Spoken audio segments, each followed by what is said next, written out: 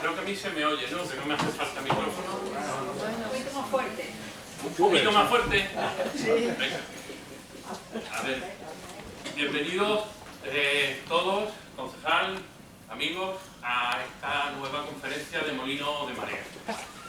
Para presentar a los conferenciantes me voy a retrotraer a la década de los 70, la segunda mitad de la década de los 70, plena transición española, cuando muchos de los que estamos aquí teníamos 16, 17 años, algunos más, algunos menos, pero alrededor de esa edad.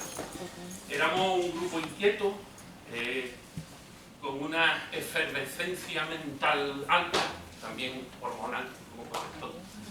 Y en aquella fecha empezábamos a entender o empezaban a llegar conceptos que venían pues, de los Estados Unidos post-Vietnam y de la vanguardia europea, y empezaba a hablarse de ambientalismo, se empezaba a hablar de ecología, se empezaba a hablar de pacifismo, existía ya un movimiento antinuclear en aquel momento, y este grupo de chavales inquietos, de institutos, empieza a absorber esos conceptos, pero claramente, estamos hablando del año 76, 77, los partidos políticos están más preocupados de otras cosas, están empezando a correr. En la agenda política no estaba el medio ambiente. El concepto que ahora tenemos ya asumido, en aquel momento no existía, no era parte de los programas de los partidos. Como anécdota, en una conversación con un alcalde de San Fernando ya fallecido, muy buena persona, nos dijo que no nos preocupásemos por el entorno de San Fernando, que él iba a construir un bosque alrededor de San Fernando. Ya nos da una idea del concepto del medio ambiente, del entorno natural, la valoración que se podía hacer, tanto por la clase política como por el general de los ciudadanos, ¿no? Del entorno de San Fernando, las salinas, que eran más que nada pues algo quizás sentimental y rellenable, la idea, ¿no? Que había. Ese grupo de alumnos inquietos crea el colectivo ecologista Ortiga en esos años que estamos hablando, y en paralelo existen otros grupos que nacen probablemente con otra componente no tan juvenil, otros más, otros menos. Nace Araucaria y nace Guadalete, para Araucaria y Cartagena en Cádiz, Guadalete en el puerto de Santa María y Los Gordos en Puerto Real. Esos grupos son trascendentes a la hora de la historia que se va a contar ahora y que nos van a explicar Juan y Paco. En ese escenario, Paco era uno de los jóvenes inquietos, de los más jóvenes entre los jóvenes, que todavía un poquito más joven que el grupo fundador. Y Juan aparece como profesor en el instituto en el año 78, creo que fue, aparece en el año 78 como profesor del instituto. Con el tiempo, ambos han desarrollado carreras que los han convertido en autoridades en el terreno que nos incumbe, y leo su currículum. No he comentado, Juan tiene un pacto con el diablo, no nos lo cuenta, pero está igual que está.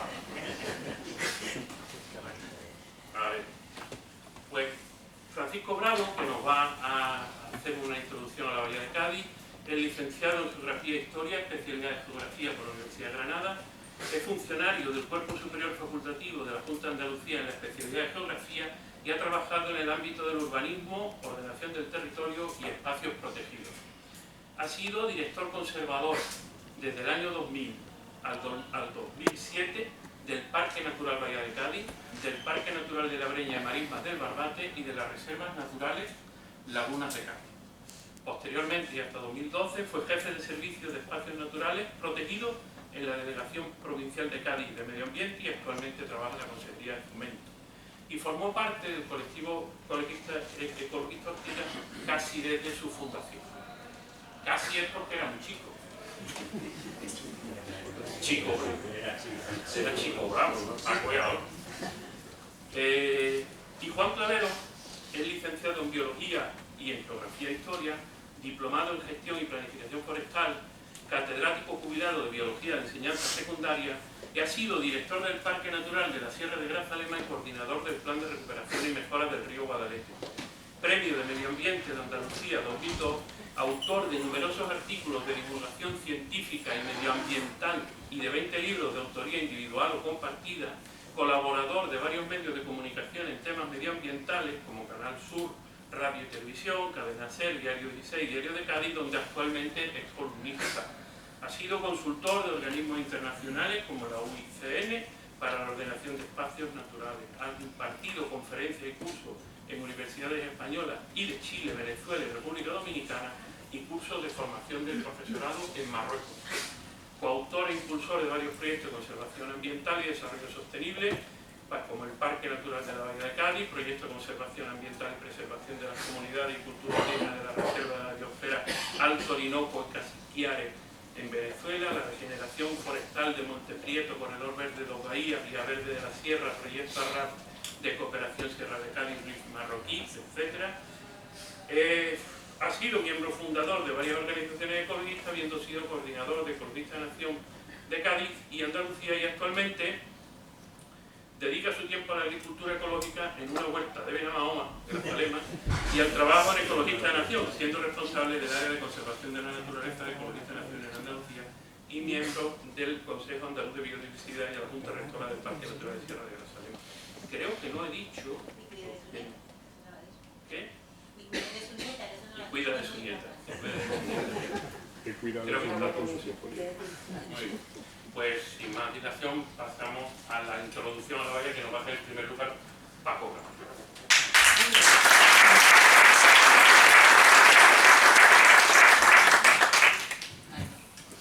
Hola, buenas tardes. Yo sería necesita esto porque mi torrente de voz no llega ni se acerca al del amigo Vicente. Bueno, en primer lugar, agradecer a la asociación Molinos de Marea, que no solo que se haya acordado de mí, me haya rescatado del ostracismo en el que últimamente me encuentro voluntario desde que dejé la responsabilidad en la gestión de estos espacios protegidos, sino también de hacerme un poco el honor de acompañar aquí al amigo Juan en la mesa, con el que he compartido tantísimas ocasiones, en unos casos como ahora en el mismo lado de la mesa y en muchos otros en el lado contrario. Y en esa faceta hay que conocerlo bien, ¿eh? Bueno, vamos a ver, mi intención no es otra que... Nunca nos hemos peleado. Nada, Pero hemos discutido mucho. siempre nos hemos querido. Que, bueno, después de esta declaración de amor, mi intención no es otra que acercarnos un poquito al marco, al espacio geográfico de la Bahía de Cádiz, con cosas que la mayoría que sois de por aquí sabéis, pero bueno, yo creo que no está de más irnos introduciendo poco a poco para que ya luego Juan como ponente profundice en algunas de las cuestiones que vamos a plantear ahora. Cuando hablamos de Bahía de Cádiz, al acercarnos al concepto de Bahía de Cádiz, pues bueno, depende del contexto en el que lo utilicemos, podemos estar refiriéndonos a cosas muy diferentes, ¿no? Lo más evidente, pues la Bahía de Cádiz es una bahía que es una entrada de agua de mar, que penetra sobre la línea de costa, como podemos ver en la foto aérea, y genera una bolsa de agua marina en el interior y en contacto del medio terrestre. Rompe la línea de costa, bien por subida del nivel del mar, bien por movimientos tectónicos, por el maremoto, por cualquier cuestión, encuentra materiales más débiles y forma esta penetración que decimos de agua de mar dentro del medio terrestre. La bahía de Cádiz, pues bueno, podemos verla en este mapa topográfico, tiene sus dos extremos en los municipios de Rota y de Cádiz, y bueno, se suele distinguir entre una parte exterior de la bahía, la parte más amplia, que iría entre Rota, el puerto de Santa María y Cádiz, y luego el saco interno, que es donde nos encontramos nosotros, que sería al que daría, en el que estarían situados los municipios de Puerto Real y San Fernando. Las bahías suelen tener las orillas bastante suaves y proporcionan abrigo a las embarcaciones, por lo que han sido lugares muy susceptibles de utilizarse como puertos y como asentamientos humanos, ¿no? Desde tiempos pretéritos. En el caso concreto de la bahía, pues bueno, ya he mencionado los municipios que se encuentran en su entorno. Rota, el puerto de Santa María, Puerto Real, San Fernando y Cádiz, dando directamente a la misma bahía. Y en una segunda línea pues estaría el municipio de Chiclana también. En Andalucía no se ha trabajado mucho la idea de comarca, pero bueno, como entidad supramunicipal que esté intermedia entre el municipio, la provincia, y que permita compartir tanto instrumentos de planeamiento como la prestación de servicios a los ciudadanos, ¿no? Pero bueno, la idea de comarca que más se repite es la que te habla de la Bahía de Cádiz como la integrada por los municipios que están ahí cerca, ¿no? Los 5 que comentaba antes. Rota se queda siempre en un extremo, tiene más vinculación funcional con Chipiona, con San Lucas, con Trebujena, y forma parte de la costa noroeste, aunque bien podría formar parte perfectamente del ámbito de la Bahía de Cádiz. Una cosa curiosa, y que supongo que luego saldrá, es como el accidente geográfico que da nombre al espacio protegido, como es la Bahía de Cádiz, la propia bahía, no forma parte del espacio, no forma parte del Parque Natural, ¿vale? El Parque Natural de la Bahía de Cádiz no incluye la lámina de agua permanente de la bahía. Es una cosa que, bueno, que convendría revisar, aunque me consta que ya hay algún intento. Es como si el Parque Natural del Cabo de Gata hubiera dejado fuera el propio cabo, ¿no? No tendría demasiado sentido. Bueno, lo primero, o sea, la presencia de estas ciudades importantes, ¿no? Como Cádiz, Puerto Real, las que hemos citado, ya desde la época que comentaba Vicente y sobre todo en los años 80, fue objeto de muchos estudios, de mucho interés por parte de geógrafos, arquitectos, que se acercaban al territorio con el interés de buscar formas de cooperación, de coordinación, de aprovechar lo que ahora llamarían sinergias entre los municipios de cara a fomentar un desarrollo más equilibrado. Curiosamente, estos son algunas de los estudios que se hacen, algunos fomentados por instituciones públicas como la Diputación, la Casa de Velázquez, otros por la Universidad de Cádiz, y en ello siempre se pone de manifiesto la necesidad de mantener libres los espacios entre las ciudades, no llegar a un área metropolitana, una conurbación, sino ir manteniendo esos espacios.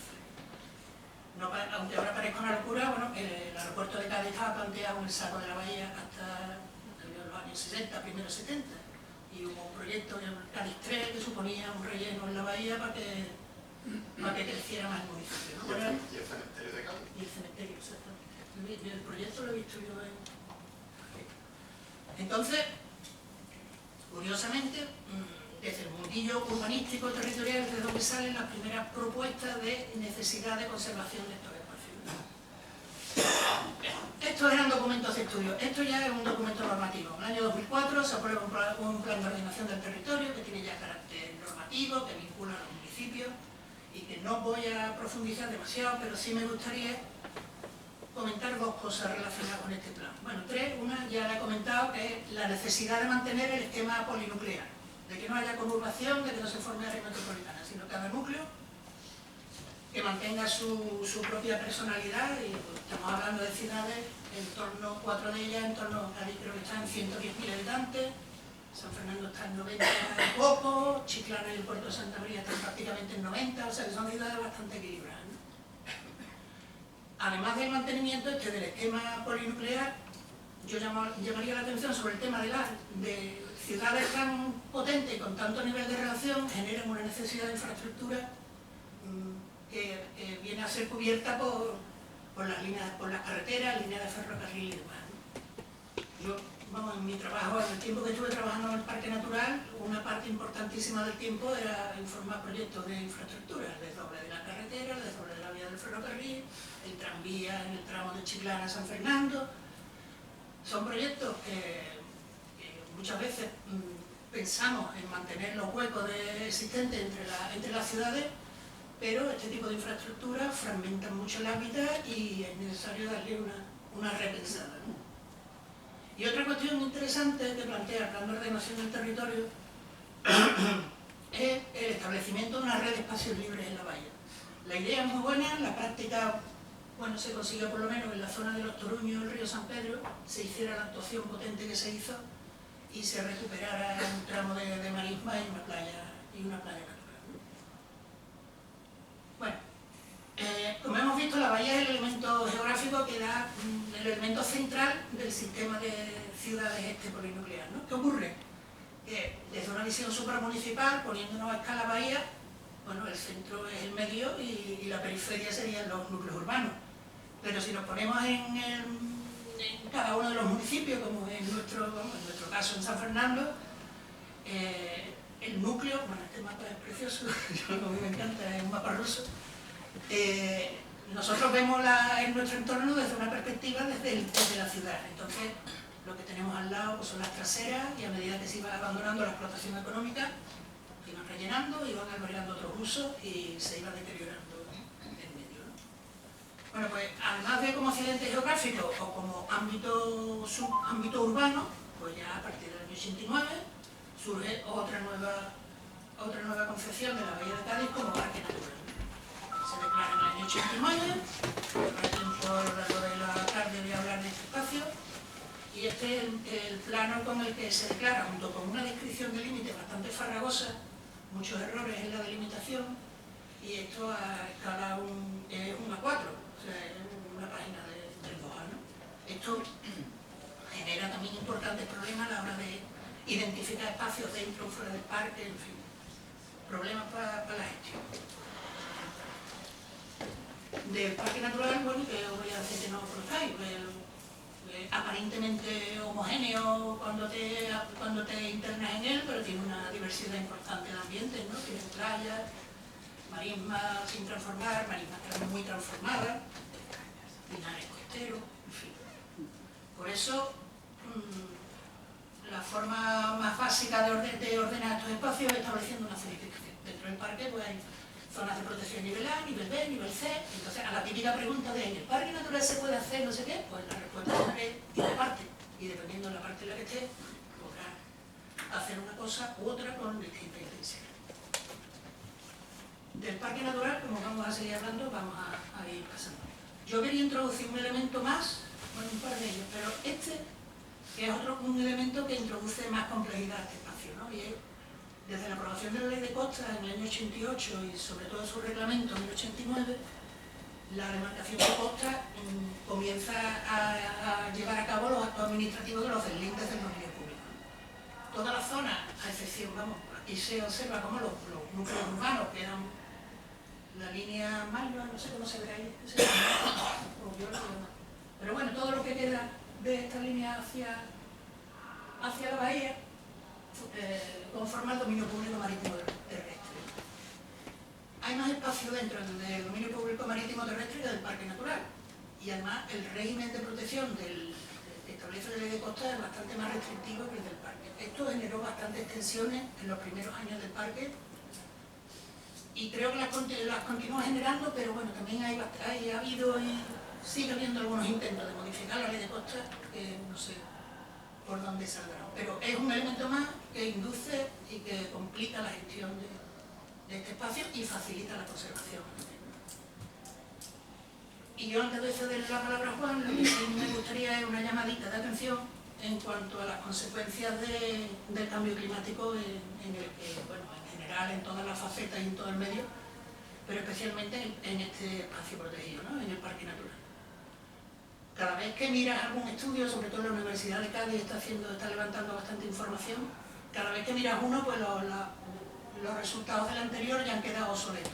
O sea, la subida del nivel del mar va a unos pasos agigantados. Eso va a tener unas consecuencias importantes en este espacio, ¿no? Desaparición de humedales,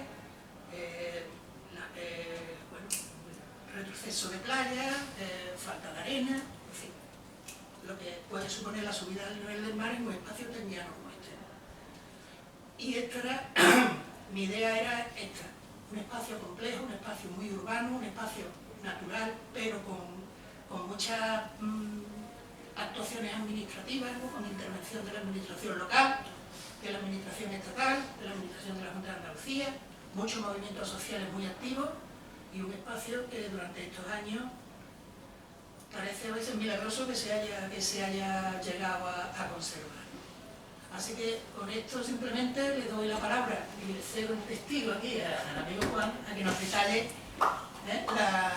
las principales características y los últimos 40 años del Parque Natural.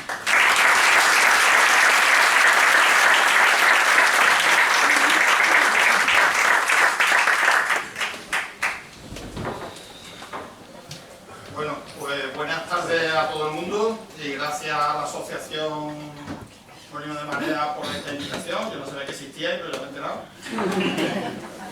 Yo en el mundo de San Fernando estoy un poquito, bueno, tengo contacto con ustedes, pero un poco perdido. Esto puede ser. Para darle... ¿Tú dale la fecha? ¿Y ya está? Que se proyecta en el Aquí es que te avisa, porque la secretaria. Ah, vale. Vale. Bueno, estamos. Ya Paco ha comentado la peculiaridad de la Bahía de Cádiz, un sitio donde, teniendo un valor ecológico importante, realmente espacios naturales sin tocar no existen, porque es una zona superpoblada, con 5 grandes ciudades, en cualquier provincia, salvo la capital y, bueno, Madrid y Barcelona, ¿no? Y 2 o 3 ciudades perimetrales más no existe, y encima contamos Campo de Libertad, Cádiz es lo que es, ¿no?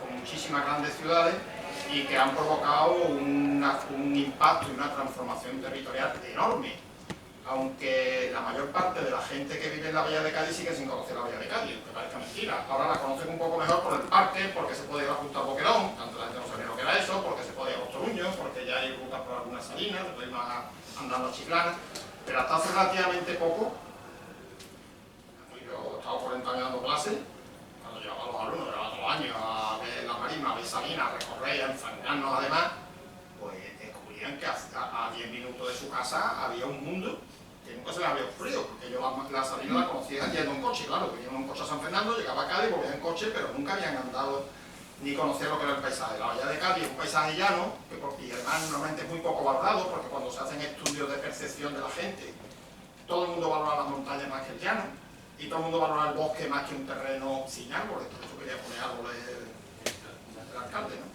Para que pero cuando uno lo ve desde arriba, realmente es sorprendente la belleza, después veremos algunas fotos más, la belleza del paisaje en su mayoría transformado por el hombre a lo largo de siglos, ¿no? Esto lo ha comentado Paco, la distribución tan peculiar de las 5 grandes ciudades, pero todo eso pues, hay que sumarle los polígonos industriales, o sea, esto es más grande que Puerto Real, que la superficie de astillero, más todo el polígono debajo de la cabezuela comparado con lo que es el tamaño de la ciudad de Puerto Real, ¿no? Y además hay muchas otras transformaciones que veremos después, ¿no? Como el piso de Tres Caminos, o sea que no digamos ya la Barrosa, que casi no se ve, pero es muchísimo más grande que la propia Chiclana, ¿no? ¿Qué es lo que hay en la Bahía de Cádiz que tenga interés? Pues la Bahía de Cádiz sigue habiendo marismas vírgenes, y esto tiene un valor incalculable, marismas mareales. La mayor superficie de marismas mareales de España está aquí. Es que muchas veces no se valora lo que se tiene, eso se dice 1000 veces, pero 1000 veces que hay que repetirlo, ¿no?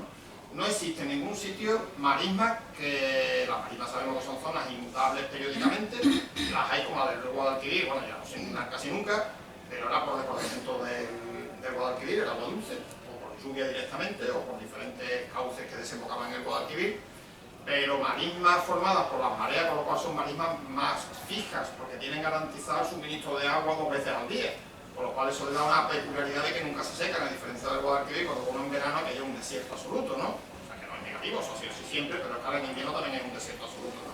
Por lo cual ya la cosa es más preocupante, ¿no? Hay playas vírgenes, 2 en concreto, que a mí cada vez van a tener más valor, una es el Camposoto y otra es la playa de Levante, que ya veremos después el riesgo de urbanización que han tenido y que gracias al parque y a las movilizaciones ciudadanas pues hemos evitado que se conviertan en un bar de la Grana 2 o 3. Hay arrecifes que son zonas también muy poco valoradas, excepto en verano, donde la gente las saquea con todo tipo de bichos, con el cubito y con la varita, porque son zonas muy productivas ecológicamente, con una biodiversidad enorme. Lo que pasa es que hay un hábito social de vamos de marisqueo es que el niño o la niña cogen el cubo todo lo que puede coger, cuando ellos se esquilman, cuando uno va en invierno se da cuenta de la cantidad de seres vivos distintos que se encuentran en lagunas sorprendentes, que se encuentran en las zonas de arrecifes que no están protegidos en su mayoría, ¿no? Tenemos pinares, zonas forestales, que me ha pasado de la diapositiva, Pinar de la Alcaida es el más grande, que es precioso, ¿no? Y existen además también lagunas de agua dulce que tienen un enorme interés ecológico, porque es un espacio donde lo que hay es agua salada por todos sitios, tener salinas de agua dulce es importantísimo para muchas especies que viven en el agua dulce, especies de crustáceos, pero también especies de aves que necesitan lavarse las sal y necesitan también beber agua dulce. Por lo tanto, esta en concreto estuvo a punto de desaparecer por la ampliación del polígono universitario y al final pues conseguimos salvarla y están todas aquí. Ya comentaba un poco la distribución. La Bahía de Cádiz, por su población histórica desde la época de los fenicios, tiene una cartografía excepcional, porque siempre ha sido un lugar de mucho interés militar. Y de hecho existen planos desde el siglo XV, XVI y XVII, desde el siglo XVII y XVIII y XIX, producidos por militares franceses, las dos veces que aparecieron por aquí, ¿no? Una vez no entraron, otra vez sí entraron, y cuando estuvieron acampados ahí en Chiclana, pues hicieron un levantamiento de toda la salina, porque la salina tenía un valor económico enorme. De hecho, la salina era un estanco real, es decir, que la titularidad era del rey, y el rey es el que daba las concesiones. A diferencia de tierras, de bosque y tal, que eran concesiones nobiliarias, como el duque de Medina Sidonia o el duque de Medina Celi, tenían territorio que siempre trabajaban su vida, pues le hacían concesiones a los colonos que trabajaban la tierra o que llevaban el ganado, ¿no? En este caso, hubo, yo creo que tengo alguna foto aquí de uno de los planos que levantaron los franceses. Viene este otro plano. Hicieron un levantamiento totalmente minucioso de la totalidad de la Bahía de Cádiz. Esto es correspondiente a San Fernando. Esto lo localizó un científico de Tabla de Motay, un científico francés, Laurent Menantot, que es uno de los principales expertos europeos en zonas litorales, que es investigador del Consejo Superior de Investigaciones Científicas francés, que es el CNRS, una persona de enorme prestigio, enamorada de la Bahía de Cádiz, que ha dirigido aquí muchas tesis y muchos trabajos, y que tiene una colección de planos y de fotos alucinante de la Bahía de Cádiz. Esto lo encontró en el museo, en el archivo militar de Francia, en París, que tenían todos los levantamientos que habían hecho los militares y cuando se esforzó levantaron todo. Claro, toda esa información que ellos tenían para saber cómo era la bahía y qué recursos podía tener la bahía, fundamentalmente la sal, ¿no? Y es una pena porque hoy yo sé que le ha ofrecido, incluso al Ayuntamiento de San Fernando, pero también a la Junta de Andalucía, le ha ofrecido la colección bien para editarlo, bien para hacer una exposición y no ha tenido mucho éxito, de manera que cuando se muera en Nantes, que vive allí, pues allí se va a quedar la colección. Una colección de un valor incalculable. Este mapa es, bueno, cuando se amplía y se ve en que lo he visto en original, es que es de un minucioso, si veis ahí el levantamiento que se hizo salina por salina, y además venía la producción de cada salina, que es lo que a ellos les interesaba, claro, que es lo que podía producir la Bahía de Cádiz, ¿no? Este plano lo hizo Juan Gabala en 1959, que es un geólogo, bueno, quizás el padre de la geología realmente en la provincia de Cádiz, en parte de España. Él es ingeniero de minas, no era geólogo. Hizo un levantamiento de un plano geológico de la provincia de Cádiz, y este es un plano que hizo una publicación sobre la Bahía de Cádiz, donde se puede ver la amplitud de las zonas húmedas que existían en los años 50, finales de los años 50. Veis que hay una zona enorme, que es aquí, que son las marismas propias del Guadalete. ¿No sale la marca? Vale, vale. Hay un puntero, ¿no? Bueno, aquello de allá arriba, esas zonas enormes, son unas 5.000 hectáreas, se desecaron para ponerla en cultivo y el fracaso fue absoluto. Cuando vais por la carretera de Puerto Real hacia Jerez, pasáis por un desierto donde está lleno de canales rotos. Bueno, es que construyeron hasta los canales de riego para ponerlo en cultivo, pero bueno, le hicieron drenajes para eliminar la sal, o sea, una inversión gigantesca a principios de los años 70 creo que fue. Y aquello fracasó y actualmente es lo que es, ¿no? Veremos ahora que ahora viene una transformación en positivo de aquello, porque estaban en un terreno abandonado, pero fíjate usted de la amplitud en una zona tan importante como la Bahía de Cádiz, que sea un terreno que sea un desierto, era un desierto hasta hace muy poco. Y después todo lo que son las marismas exclusivamente mareales en torno a aquello Santiago. Esto, la transformación veremos ahora que ha sido brutal, aquello se desecó entero y aquí ha habido relleno por doquier.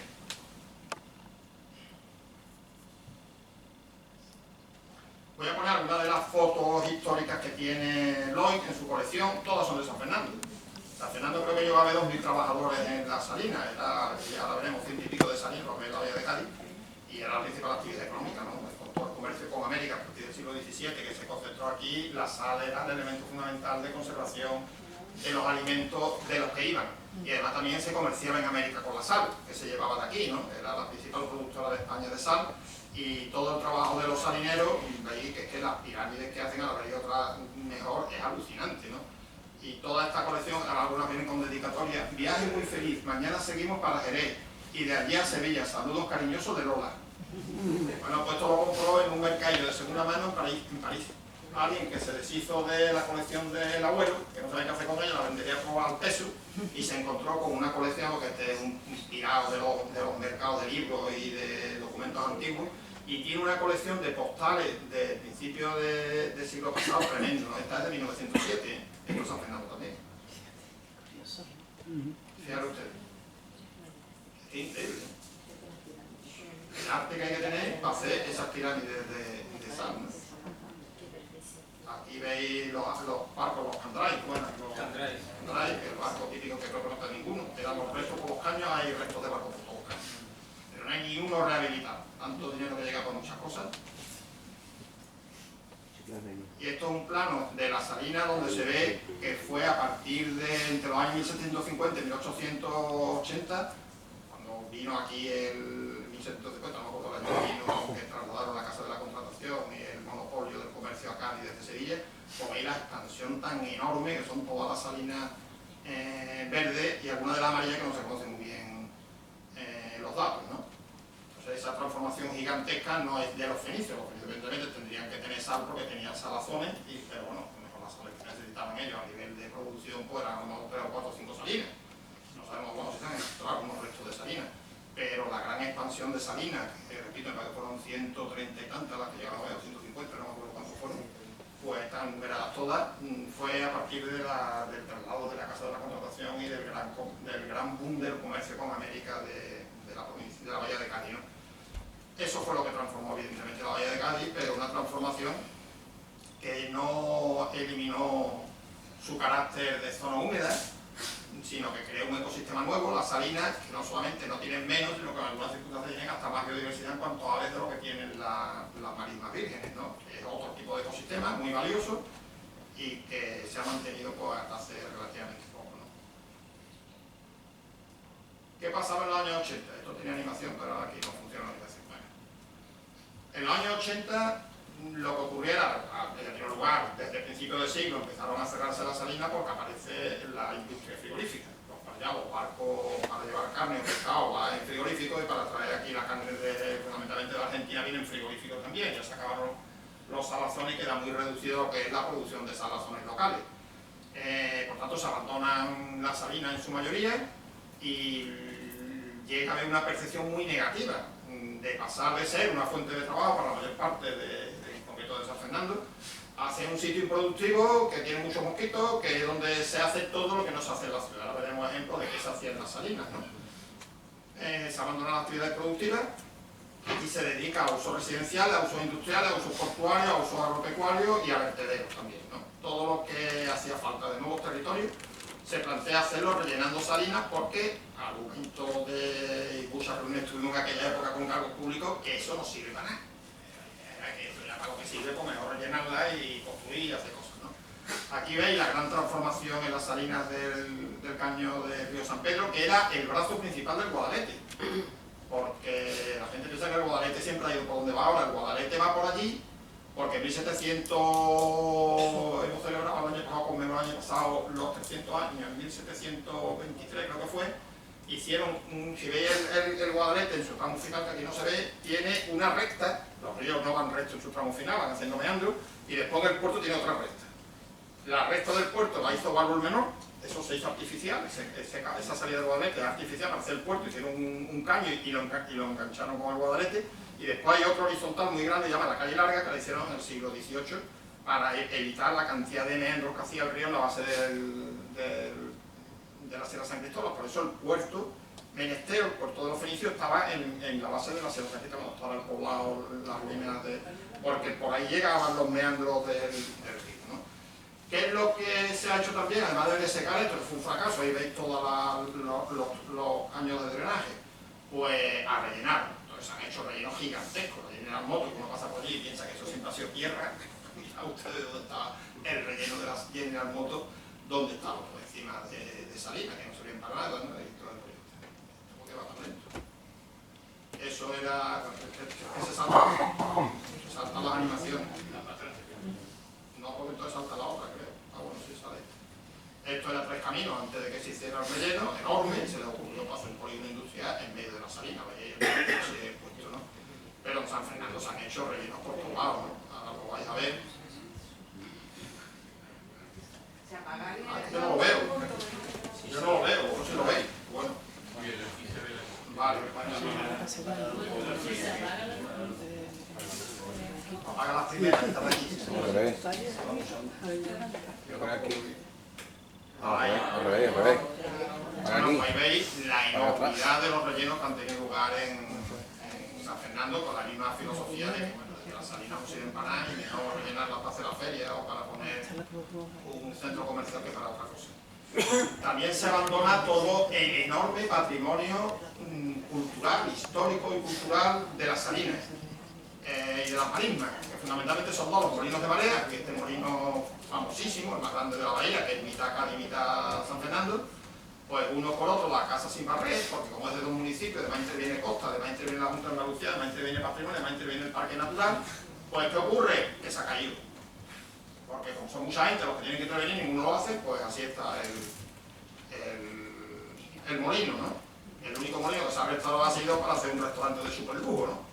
Como hay dinero, pues ha quedado precioso, pero el resto de molinos ni un museo de molinos, tanto de verdad que uno va a Francia, que es un país pionero en todo lo que significa el aprovechamiento y la restauración del patrimonio cultural, y en cualquier sitio donde haya molinos de este tipo o otras cosas, como las cuevas de la Sierra de San Cristóbal, que son espectaculares, que se han alucinado cuando yo he traído gente y decir, ¿podéis tener esto así? Pues tenemos esto así porque nuestro nivel cultural o de valoración del patrimonio cultural, pues ese, y no me refiero solamente a la administración, porque no hay la ciudadanía, que ve que eso se ha caído y tampoco ha habido manifestaciones en otros cosas, porque esto se cae, ¿no?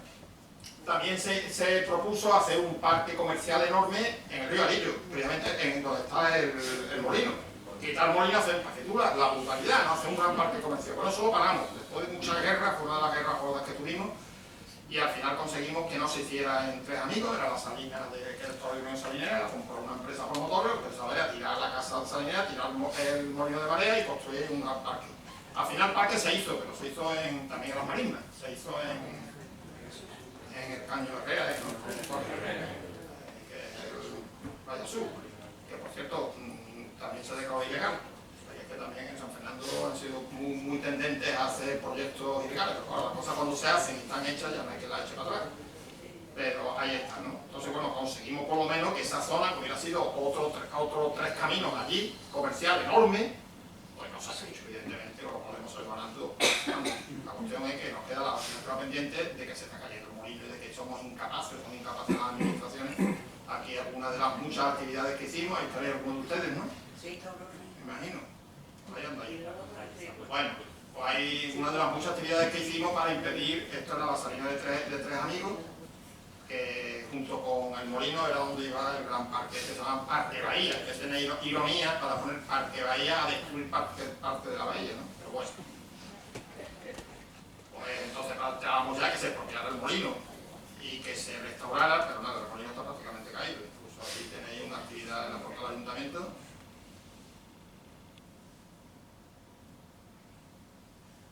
Todo esto estaba hablando del año 82, 83, 84, cuando estaba ya y empezamos ya a plantear, bueno, que esto no podía ser una guerra constante contra agresión tras agresión, sino que había que plantear una protección global de forma que consiguiéramos garantizar al menos de la gran parte de lo que es el patrimonio natural, de las zonas que hemos visto de marismas, de dunas, de playas vírgenes y de patrimonio cultural, plantea una protección legal. Ya vino la historia del parque natural.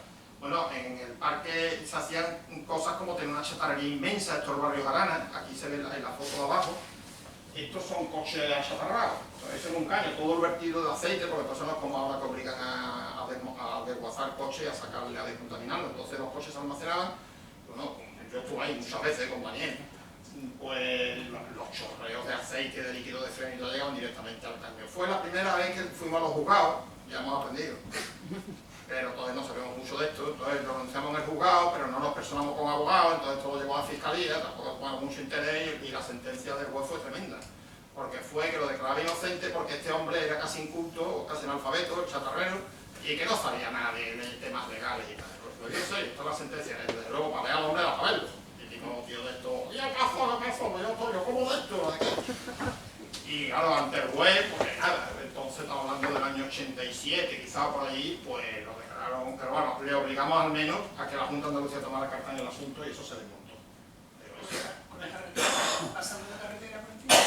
claro, pasando la ampliación porque fue el desdoble, esto estaba pegadito a la carretera, estaba la chatarrera. Era tremendo, ven una zona de marisma, por cierto, era ilegal totalmente, no tenía permiso de nada, era el caso gordo, ¿no? Pues yo tenía autorización y tal, no me decía, ¡ay, yo tengo permiso! No tiene ningún permiso, había montado una chatarrería gigantesca. Pero lo mismo en la salina, que para eso estaban, ¿no? Como eso luego servía para nada. Se rellenaban también playas, esto es una playa más bonita que había en el puerto, la playa de la Colorada, bueno, pues se rellenó pase Puerto Sherry, ahí está el relleno a medio hacer. Y aquí está también una de las primeras acciones que hubo de acción directa de los ecologistas, paramos las máquinas, que no se había hecho nunca, y estuvimos ahí el día entero, y bueno, y tampoco la reacción de la empresa fue fina contra nosotros. Bueno, a mí me quemaron el coche. Este es uno de los proyectos que ha comentado Paco, para que veáis la mentalidad que había. Esto es el Asturrio San Pedro. Asturrio San Pedro era una macrourbanización que era del tamaño de Cádiz. Me parece que estaba diseñada para 70.000 habitantes, ¿no? Más o menos. Donde veis la cantidad de puentes que había en el río San Pedro. Ahora hay uno de madera precioso, en eso hemos quedado afortunadamente, pero entonces fíjate ustedes lo que significaba aquello. Y lo que se ha hecho del río San Pedro es una pequeña parte de la gran urbanización. Estaba dentro de la gran urbanización, más la zona del polígono universitario, etcétera, etcétera. Bueno, pues aquí, gracias a que estando en proceso y que el Ayuntamiento de Puerto Real fue de los primeros que apoyó la idea de parque natural y dijo que eso no se iba a hacer, hay que reconocerlo, a Barroso, pues eso se pagó. Y una vez que se incluyó en el parque natural se acabó la historia. Porque el plan de actuación urgente venía declarado por el Ministerio de la Vivienda, entonces sería, ¿no? Entonces era una especie de orden del gobierno que había que desarrollar. De hecho, este tipo de actuaciones se hizo Almanterra, se hizo Papa las Cañas, se hizo una serie de actuaciones que venían aprobadas por el Ministerio y los ayuntamientos tenían poco que decir, pero en este caso conseguimos pararlo y bueno, los tiempos estaban cambiando, pero bueno, y vaya. Y también esto hay que sumar todo el tema de los vertidos. A la vía de Cádiz no había ni una puñetera depuradora. Sacará a muchos de la gente de poder decir, incluso los más mayores, no me acuerdo yo de eso, bueno, pues sí hay que acordarse. Se echaba, esto del puerto, se echaba todo, absolutamente todo, la mierda a la bahía. Imaginaros ustedes la situación. Pero aquí tenéis uno más cercano. Esto es donde está el agua de San Fernando, sin depurar, echada directamente al caño de Santillán. Mierda pura, que hay una peste, vamos, eso la tele, fue un día que llegaba a la televisión cuando ya empezamos a conseguir que esto tuviera repercusión y se tuvieron que ir porque la cortaban, ¿eh? Los que están allí son de Canal Sur. Vamos, porque es que no podemos más, queda para patearse, ¿no? La peste que echaba aquello. Bueno, pues la gente aquí incluso en el Prado lo veía medio normal, ¿no? Y en Cádiz medio normal, ¿qué pasa? No pasa nada, eso va nada, eso se disuelve. En este caso un caño que tiene poca renovación de agua, que es muchísimo peor, cuando se echa en un canal por un colector submarino un poco alejado, todavía la dispersión es mayor, que no quiere decir que no sea un problema, ¿no? Que la mierda que no se ve existe. Pero en este caso es que se veía y se olía perfectamente, ¿no? Hicimos muchísimas actividades, ¿no? Ya se constituyó la Federación Ecologista Gaditana, que después se constituyó Ecologistas en Acción, ahí se integraron los grupos que ha dicho Vicente, ¿no? Y la principal fuente de contaminación de la bahía era el río Guadalete, que era una cloaca auténtica. Y como yo vivía en el puerto cerquita del río, que había días que era insoportable, porque no solamente era ya que el enero echaba todo y estaba muy cerquita al río, sino que sobre todo las azucareras en verano, que había 3, lo echaban todo, el agua del Quentín famoso, que eso es agua negra, putrefacta, todo al río, ¿no? Entonces hicimos una campaña paralela a la del parque, que ahora comentaré la del parque, donde conseguimos, bueno, pues que se pusiera en marcha, hicimos miles de cosas. Por ejemplo, esto es el despacho del alcalde del puerto. Como decía que no era verdad, que había peces muertos en la playa, pues eso lo llevamos al despacho. Entonces se tuvo que ir a la peste que llaman, no eran lisas muertas, ¿no? Sacaron 17 toneladas de lisa de la playa de Santa Catarina, que es Vista Hermosa, las redes, o sea, la zona de Lugo, era todo peces muertos, lo había traído el río. Y esto es unos botes que cogimos de agua del Guadalete y se la mandamos por paquetería a todos los responsables públicos con una cartita diciendo, se llama el elixir del Guadalete, que si se les olvidaba que había un río contaminado, que abrieran el bote y que aspiraran profundamente, y que si se les volvía a olvidar, que se dieran una friega, que los picores nocturnos les recordarían que había un río contaminado. Bueno, pues cuando tuvimos ya la reunión para conseguir poner en marcha el plan, que lo conseguimos poner, fue el primer río de España que tuvo un plan integral de recuperación, pues Rodríguez de la Borbolla, que era todo el presidente, nos dice, ya lo del botecito. Y yo, ¿qué pasó? Y dice, ¿qué pasó? Que cuando llegó el bote aquí vinieron los artificieros, creían que era una bomba. Ya de los ecologistas, una gente muy rara, no sé qué, ¿no? Pues no, que vinieron los artificieros. Y al final era una bestia que echaba aquello cuando lo vieron, pues se acordaba, tuvo su efecto. Ahí está, todo bote con el regalo. A todo el mundo, al presidente, a los consejeros, al presidente del Parlamento, al director de Medio Ambiente que estaba en todo eso. Hicimos una campaña muy fuerte que duró varios años, prácticamente paralela a la del parque, y conseguimos en el año 88, después, tras esta marcha en bici, coincidió que el presidente de la Junta estaba en el puerto inaugurando el camping de las dunas, y lo explicamos por banda y decía, no sé que nos vemos en Sevilla. Y bueno, pues ya fuimos a Sevilla y empezamos, ¿ya qué hacemos? Nos preguntaron, ¿qué se puede hacer? ¿Qué se puede hacer? Pues bueno, ponerlo mano a la marcha. Y nos pusimos. Pues fue un avance importante.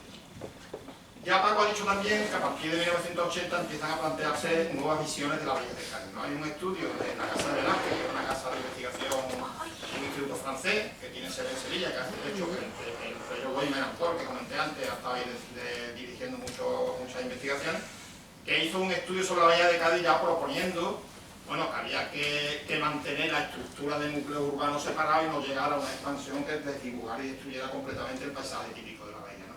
En el año 84 hacemos la propuesta, que ahora comentaré. En el año 86 se aprueba el catálogo, el plan especial de protección del medio físico, que es algo de la bahía de Cádiz mete, pero muy poquito, seguimos lo mismo, la bahía de Cádiz no servía para nada. En el 88 la ley de costa, que ya ha comentado Paco, que declara prácticamente toda la bahía de Cádiz un dominio público marítimo terrestre. Y en el año 84, pues ya decidimos los tres grupos promotores, que entonces no existía Federación Ecologista ni Ecologista Nación, que son el grupo Araucaria de Cádiz, Ortiga de San Fernando y Guadalete de Jerez. Pues, ¿y esto por qué se ha ido? Pues presentamos, ese que estoy, aunque no lo parezca, soy yo. El de la derecha es Manolo Caña, que lamentablemente no está con nosotros, Cañailla, y el de medio Juan Antonio Picón, gaditano.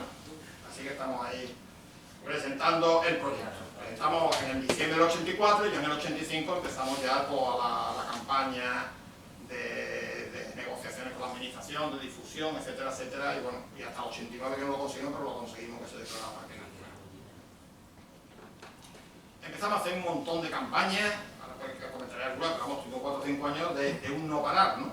Empezó a aparecer los medios de comunicación que queríamos proteger 10.000 hectáreas, cosa un poco sorprendente porque en esa época no había ningún parque natural en Andalucía, ¿eh? En el año 84 estaba, bueno, se declaró en diciembre de ese año también el Parque de la Bahía de Cádiz.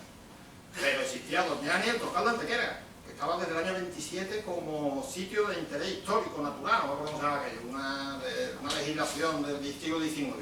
Doñana el año 69 y se acabó. Eso es lo que había en Andalucía, de espacio natural protegido. Fuimos bastante pioneros. Es decir, bueno, queremos un parque natural en la Bahía de Cádiz, que además es un sitio muy particular para decir que era parque natural. ¿Por qué parque natural? Pues porque hasta entonces lo que se sabía eran los parques nacionales. Y bueno, el parque nacional no permite actividades económicas, y están los conflictos con Doñana permanentes, ¿no? Pero el parque natural sí permite compaginar actividades económicas que fueran compatibles, por ejemplo, la piscicultura o la salina perfectamente compatible con un parque natural. Entonces entendimos que la figura debía de ser la de un parque natural, ¿no? Hicimos un proyecto bastante documentado que editamos fíjense ustedes qué cosa más antigua. El folleto ese, escrito a máquina, por cierto. Que por cierto está ahora para que veáis que las cosas tienen su valor, en el archivo provincial, del cual Manolo fue director, hay una exposición sobre documentación de Ecologista Nación y está un original de esto, expuesto allí en la entrada del archivo, ¿no? Que ya, esto ya es histórico. Pues ahí veis los tres grupos que firmaron y el parque natural en realidad coincidía mucho con lo que terminó siendo, aunque nosotros proponíamos una serie de reservas naturales que son zonas de estricta protección, 3, las marinas de Santipetri, que son de las pocas que quedan vírgenes, la isla del Trocadero y los Toruños, ¿no? Que eran zonas que estaban bueno, no se estaban utilizando entonces, no tenían salinas en actividad ni tenían ninguna actividad económica. Al final, los límites del parque son muy parecidos, quitando algunas excepciones como son las dunas de San Antón, que no la quisieron meter. ¿Y por qué? Porque estaba el proyecto de Puerto Cherry, todo era la playa, la única playa de que no quedaba, las dos, que era la Torre de la Muralla, parecían niñitas que estuvo la parte, porque esto lo por fuera. Bueno. Y el istmo de Cádiz, que como veis nosotros incluíamos el istmo y seguimos reivindicando que es muy importante incluirlo, ahora comentaremos, pero lo cortaron en Torregorda, y esto fue porque las negociaciones que tuvimos en el Parlamento, el alcalde de Cádiz, que no estaba a favor, que era diputado entonces, Carlos Díaz, que no estaba a favor del parque, al final, bueno, lo convencimos y dice, bueno, muy bien, pero aquí se corta. Y ahí se corta. Y como era el grupo socialista mayoritario y como no lo apoyaba, esto no salía, pues... ¿Por qué? Porque querían hacer todavía el Cádiz 3, la locura de seguir construyendo hasta Torregorda. La megalomanía del Cádiz gigantesco, en fin. Pues todavía lo tenían en la cabeza y dijeron que eso no entraba en el parque. Y no entraba en el parque. El resto prácticamente coincide la propuesta nuestra con lo que ahora veremos que fue el Parque Natural Definitivo, ¿no? Hicimos muchísimas actividades, jornadas, publicaciones de cartelería, tanto de los valores naturales, que de las aves, quizá lo más llamativo de la Bahía de Cádiz, pero no solo, tiene muchas cosas, como la parte de Casa Ceremonia de Sarea, que además esto lo hizo el grupo zoológico de aquí de San Fernando, el cartel, donde era un poco reivindicar que esto se nos estaba cayendo y se sigue cayendo, ¿no? Pero todo esto sirvió para que se empezara a valorar un poquito. Editamos la primera guía de aves de la Bahía de Cádiz, que no existía nada. No había nada divulgativo sobre la Bahía de Cádiz. Le decía, bueno, ¿y dónde hay profesores incluso? Yo era profesor en San Fernando. Que hay un documento, carteles, lo tuvimos que hacer nosotros porque no había nada absolutamente que sirviera para poder visualizar qué es lo que había en la Bahía de Cádiz. Pues esto fue la primera guía que hicimos, que los autores están ahí a la derecha, que sirvió por lo menos para empezar a plantear que aquí hay una biodiversidad de avifauna muy interesante, que hay más de 100 especies, que además algunas especies tienen en la Bahía de Cádiz una de sus zonas más importantes de reproducción, ahora la veremos algunas, ¿no? Rapidito. Ahora, hicimos rutas en barco para que la gente viera la bahía de verdad. Decía antes que la gente decía, sí, yo conozco la bahía por el barrio Jarana, ¿no? La carretera San Fernando y Tres Caminos. No, eso no, la Bahía de Cádiz, hay que verla de dentro. Y como no tenemos globo aerostático, para se lleva mucho, ¿no? Por lo cual podemos ver la bahía desde arriba, que es lo suyo.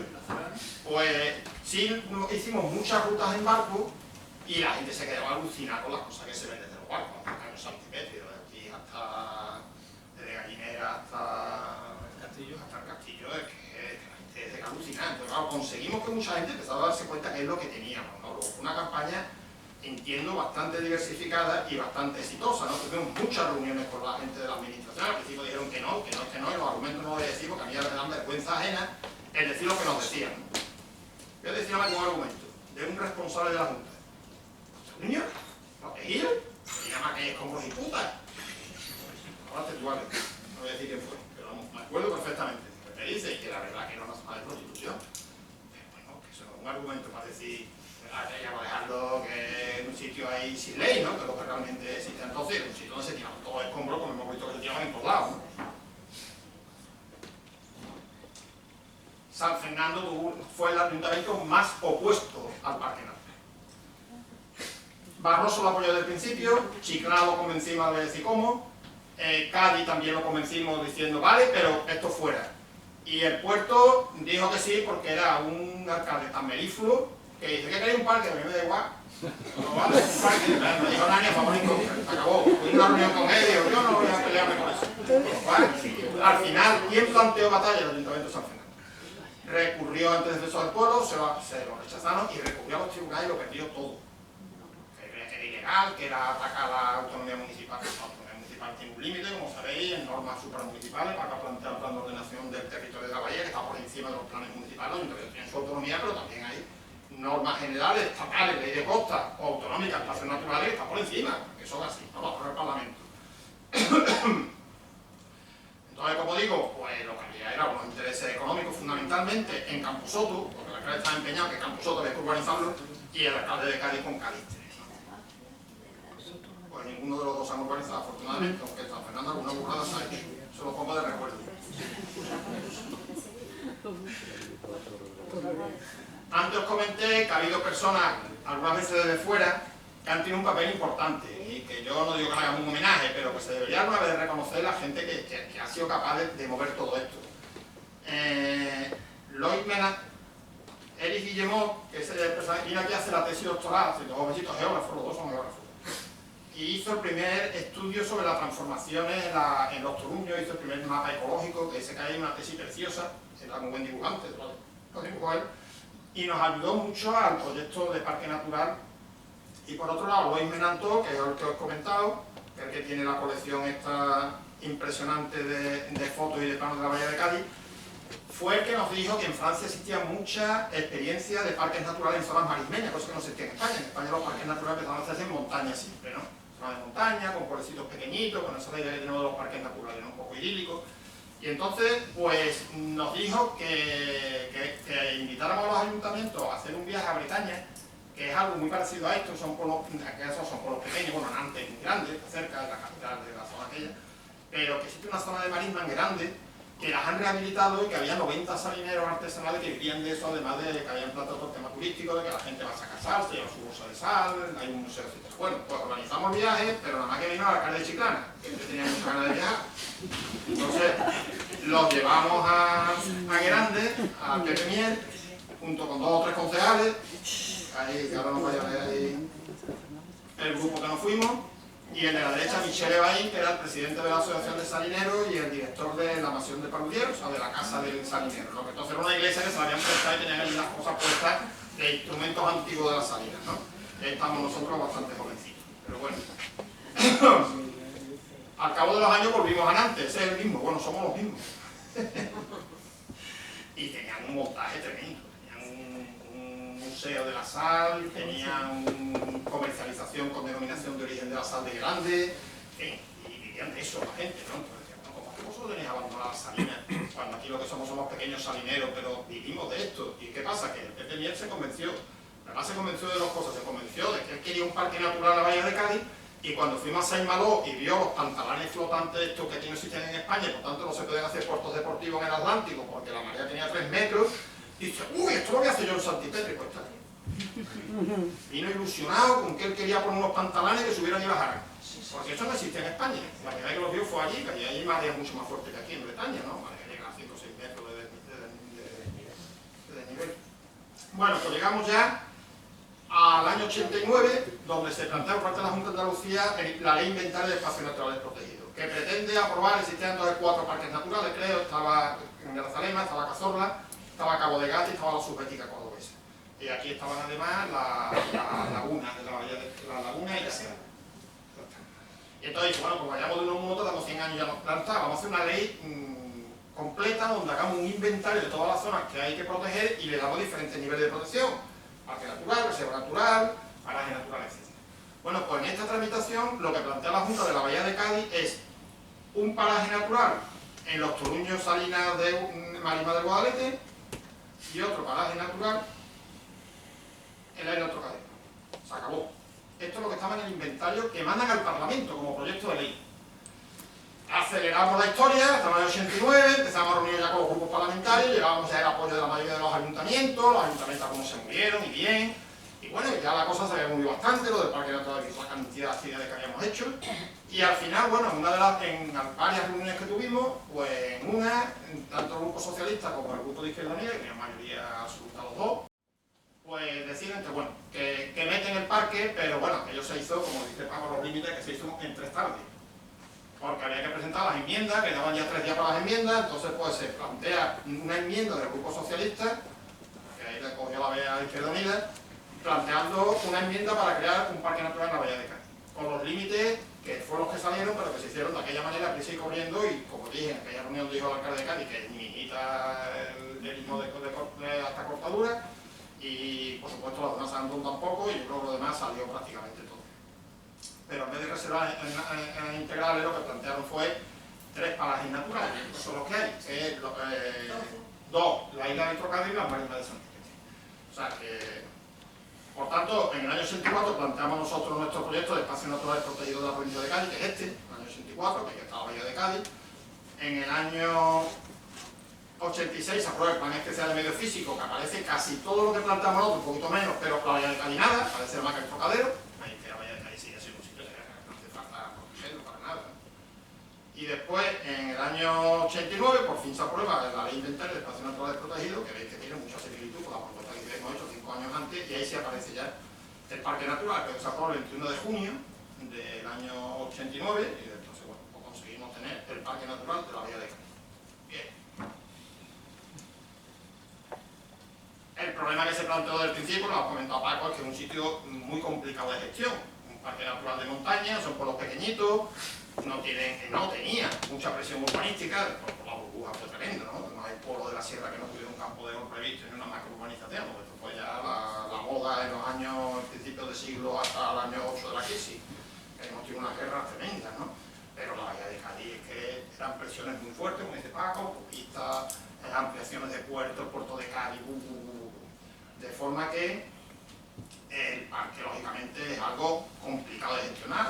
El mapa, aquí se ve mejor, sí, lo que es el parque natural, ¿no? Cómo queda al final, y bueno, San Fernando queda rodeado de un parque, que yo no creo que sea nada malo, ¿no? Y cuando tú dices, tengo un pueblo rodeado de bosque, eso es malo.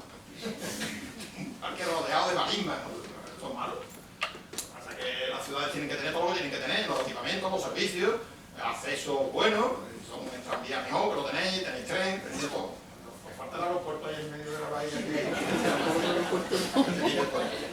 San Fernando no es la ciudad que tiene más superficie dentro del parque natural, pero sí la que tiene mayor porcentaje de su término municipal dentro del parque. Entonces, pues la que... No, se hizo tan rápido los límites que, por ejemplo, en San Fernando se equivocaron y dejaron la salida de San Vicente fuera. O sea, la única salida que funciona en San Fernando. Está fuera. Y sigue estando fuera. No tenemos propuesto que la meta, pero nada.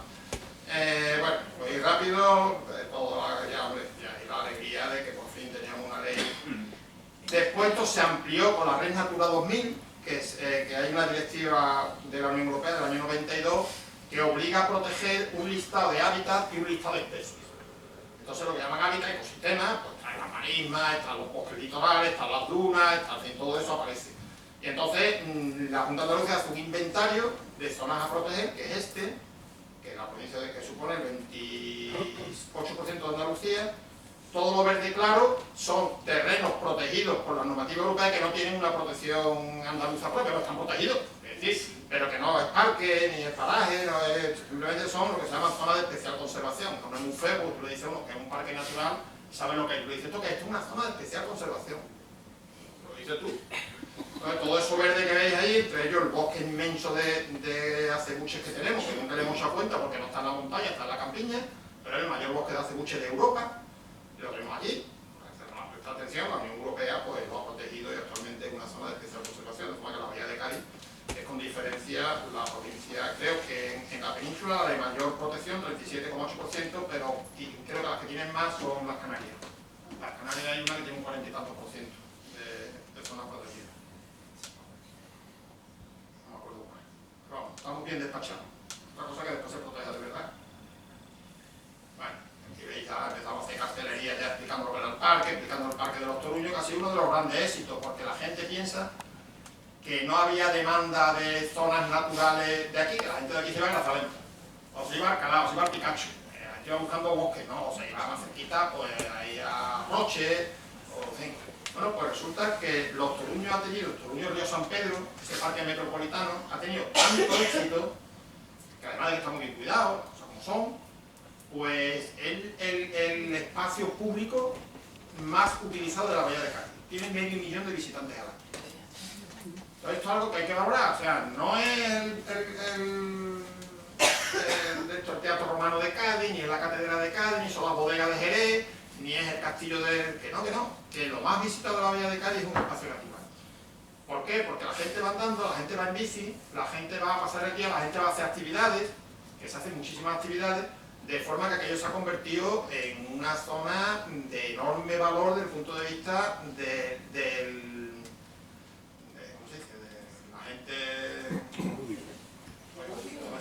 ocio de las personas y del aprendizaje, porque hay muchísimas actividades desde el punto de vista medioambiental para niños y para adultos, ¿no? Eso ha sido quizá uno de los éxitos del parque, ¿no? Ahí tenéis el puente que es fantástico, la pista que tiene. ¿Qué es lo que pasa? Pues que buena parte de esos recursos naturales, además de lo que es la parte de óptica, tenía mayor éxito, además hoy en día ya tenemos, San Fernando no había por dónde visitar las marismas, ya hay Sendero, apunta lo que no fue el primero, Carrascón, la ruta Chiclana, etcétera, hoy en día se puede andar. Y esto, el senderismo es la principal actividad deportiva en España. 8 millones de personas practican el senderismo de forma habitual. ¿Sí? Pues no es el fútbol, que antes pensaría, que también que no se juega al fútbol, ¿no? Pero no, es el senderismo. Por tanto, hay una enorme demanda de rutas a hacer a pie, y aquí yo creo que también de un parque que no había forma de visitarlo por ningún lado, no había ningún sendero al principio, no había nada, pues hoy en día afortunadamente lo podemos visitar. Pero yo creo que el parque le falta el saber aprovechar sus recursos naturales. Por ejemplo, tenemos toda una tradición de esteros, conocidísimo, el pescado súper famoso. Bueno, pues ¿a qué nos dedicamos? Pues en España, ¿qué importa la mitad del pescado que consume? La mitad. Pues dedicamos nuestros esteros, o están abandonados. El estero, el almacén de agua de las salinas están cerradas, los esteros están secos, muchas veces se han colmatado, no valen para nada, cuando podríamos tener una producción de un pescado de enorme calidad y muy demandado y famoso además. O sea, es algo que tiene más fama que pescado hay. Porque tiene mucha fama, pero dice, ¿dónde compro yo pescado de estero? No coño de los despeques que puede haber en Puerto Real, en el mercado y en Chiclana, para de contar. Y muy pocos. ¿Qué ocurre? Pues que esto, que podría ser una actividad que nosotros hemos ido muchas veces, hemos hecho muchos despeques, también somos ecologistas, pero lo pasamos muy bien, y comemos bien también, nos fustigamos. Pues esto es una actividad que hicimos en una salina, un despesque, pues al final nos comimos los pescados. ¿Qué pasa? ¿A qué nos dedicamos? Pues nos dedicamos a destruir la salina y hacer unas balsas para criar pescado dándole piensos compuestos, a la cual tenemos que meterle oxígeno porque hay tal cantidad que se pudre el agua, y esto se puede hacer en cualquier lado. Es decir, tener un estanque, es que de hecho hay una piscifactoría de langostino en Burgos, lo digo en serio. Porque tú, si haces un estanque, metes agua salada y le das de comer, que más te da igual que el cochino. La de esa cochino come bellota, pero si tú le das piensos compuestos, que lo va a meter en una de esas, va a meter una nave, tú la nave la puedes meter en un polígono industrial y criar cochinos con piensos en un polígono industrial. Bueno, pues lo que estamos haciendo aquí es esto: es destruir la producción primaria propia, porque al pescado este no hay que darle de comer. Pero claro, produce más si se le echa de comer. ¿Y de dónde viene la comida? Pues la comida viene toda importada. Ahora nos enteramos que el maíz viene de Ucrania, que la soja viene de Brasil, destruyendo selva por cierto, y que la harina de pescado viene de Perú. Y todo eso lo compramos, hacemos pienso y se lo damos de comer a los pescados, que es un pescado de menor calidad. Es que es un poco asombroso, ¿no? De que no consigamos, y esto yo no lo entiendo, que no consigamos tener una producción con una denominación de origen. Más aún, las pisciculturas industriales están consiguiendo la denominación de origen de pescado de estero. No sé si la tienen ya. Y te lo venden como pescado de estero. Un pescado de granja, de piscifactoría. El pescado de estero come lo que hay en el estero. Con lo cual la densidad es menor, que no es poca, ¿eh? Un estero de esos sacan 10 o 15.000 kilos en un despesque, ¿eh? No es poco. O esto que es aquí, en la salina, la esperanza, esta, y lo decimos. Vean ustedes el sistema que tienen, ¿no? Sí, después lo dejaron allí que los tenemos que los peces, pura especulación, un desastre. Entonces, la capacidad, la sal se ha mejorado un poco, porque está completamente abandonada. Resulta que se han construido las dos mayores salinas de Andalucía, se han construido nuevas a esta altura, y también se están recuperando algunas salinas tradicionales, pero nada que ver con la capacidad que puede tener la bahía de Cádiz de producción de sal, ¿no? Esta es la tapa, la única grande que había. Esta es una salina que hemos recuperado ecologistas en acción, con trabajo voluntariado, la salina de San José. A ver si sale. A ver si sale, que yo aquí no lo veo. Pero bueno, me doy más. Y hay cosas tan curiosas, recursos tan curiosos, como esto que es la Artemia salina. La Artemia salina es un crustáceo, una especie de camarón, pequeñito, que tiene una capacidad de reproducción enorme y que es la base alimenticia de casi todo lo que hay en la salina, ¿no? Bueno, pues yo me quedé alucinado cuando un día vi un botecito de Artemia salina seca para tal, y venía de Brasil. Se la han llevado aquí, para producción en piscifactoría, y nos la venden para nosotros liofilizada para los acuarios, ¿no? Bueno, hay alguna experiencia ya de algas, pero no, tampoco prospera mucho el tema del aprovechamiento de algas, pero estas son cosas que las tenemos aquí y que no hay forma de que salgan adelante, ¿no? Además, curiosamente, no sé si lo sabéis, el color rosado de los flamencos, el flamenco no produce color rosa, como que no sale. No, ahí había un flamenco. ¿sabes? Seguro que había un flamenco antes de esta. Pues los flamencos, el color rosa es por la Artemia salina. Si los flamencos los tienen que ha habido en zoológicos y le echaban piensos compuestos, se llaman blancos. Entonces tienen que sacar oteno para que se ponga de color rosa, viene de ahí, ¿no? Tenemos espátulas, así que todo lo que es la biodiversidad de aves, las dos especies que os dije, que son especies en peligro de extinción y que tienen un lugar muy importante de reproducción aquí, son los charrancitos y el cholitejo patinegro, que hay una que sabe mucho de cholitejo patinegro. Y una campaña de Agadén de protección de la zona, porque el problema del cholitejo pobre es que cría en la playa. Y entonces, en verano, pues podéis imaginar lo que pasa, ¿no? La gente por desconocimiento pasa por allí, que algunas veces, porque son muy bestias, pues soltan a los perros para que correten a los padres, que es así, los huevos del suelo, los abandonan. Y hoy en día, hombre, se está haciendo campañas de cerrar la zona, de informar a la gente que allí hay una zona de nidificación e intentar, bueno, que la gente se bañe, pero que los bichos, los choliteos, los pobres puedan reproducirse, ¿no? Y esto también da pie a todo unas posibilidades, tanto en temas de educación ambiental como en temas de turismo, de naturaleza, ¿no? Bueno, más cosas que tenemos, la sabina, el negro marítimo, una especie en peligro de extinción, que lo tenemos aquí también, es un árbol precioso, o la saliconia, que es el molino del puerto, el único que se ha rehabilitado, aquel de allí. En la saliconia, que yo la primera vez que la probé fue en ese viaje a Bretaña, que allí se ponen en los restaurantes normalmente con los espárragos, y esto se come, está buenísimo, efectivamente está buenísimo, ¿no? Sí, hay sitios donde lo ponen aquí también a comer, pero no acaba de arrancar que esto es algo que puede ser una actividad económica importante. Porque también en el parque no estamos claros el tema de la explotación de la saliconia, incluso el sembrarla, ¿no? Sí, así. No está regulado. Seguimos con los temas. Yo, la anécdota de la salicornia es que cuando yo contaba la película de locación en Francia, no sé qué, pues un salinero en concreto me dijo, aquí se la comen los burros. Esto se lo comen los burros y los franceses. Bueno, pero aquí se lo comen los borregos, pero es un borrego especial. Igual que aquí el cochino de bellota es un cochino especial, aquí los borregos que se crían en las marismas tienen un sabor especial. Tiene más sabor, entonces lo comercializan más caro. Entonces allí meten el ganado, las ovejas las meten en... Un problema que tenemos gordo en la especie invasora, cuando no es una es otra, está la última, ¿no? El cangrejo azul, está por todos lados. Bueno, ahí viene un poco resumiendo la protección, año 84, el proyecto, el año 86 se mete en el catálogo de protección biofísica, la ley de costa, la declaración de parque y paraje, en el 93 se declara zona de especial conservación para las aves, en el 2002 humedad de importancia internacional convenio Ramsar, en 2006 lugar de interés comunitario y en 2012 zona de especial conservación. O sea, tiene todos los títulos del mundo.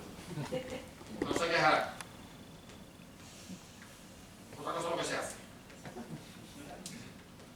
Bueno, y la gente, como repito, sigue sin valorar dónde está. Yo creo que en San Fernando, yo no sé si mucha gente está que rodea, soy una isla, pero por eso, una isla yo nunca he visto que sea nada negativo. Una isla, tiene su parte positiva y su parte negativa. Y veis la isla de León, ¿no?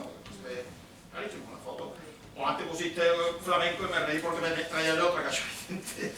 De que tenéis lo que la gente va a Doñana a ver aquí desde el balcón de tu casa, lo puedes ver, ¿no? Hay mucha gente que tampoco le presta mucha atención.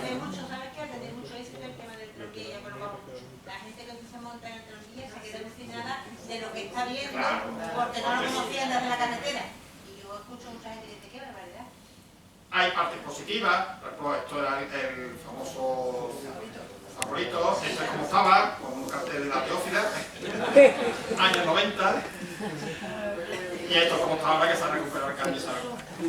Esto sería empezado en los años 80, porque esto era para tirarlo y construir pisos. Entonces significa que ya hay una mentalidad de que estas cosas tienen un valor. Tienen un valor.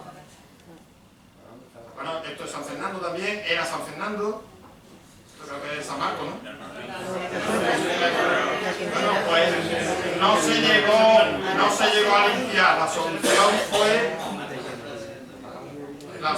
fue el rellenarlo. Eso es relleno.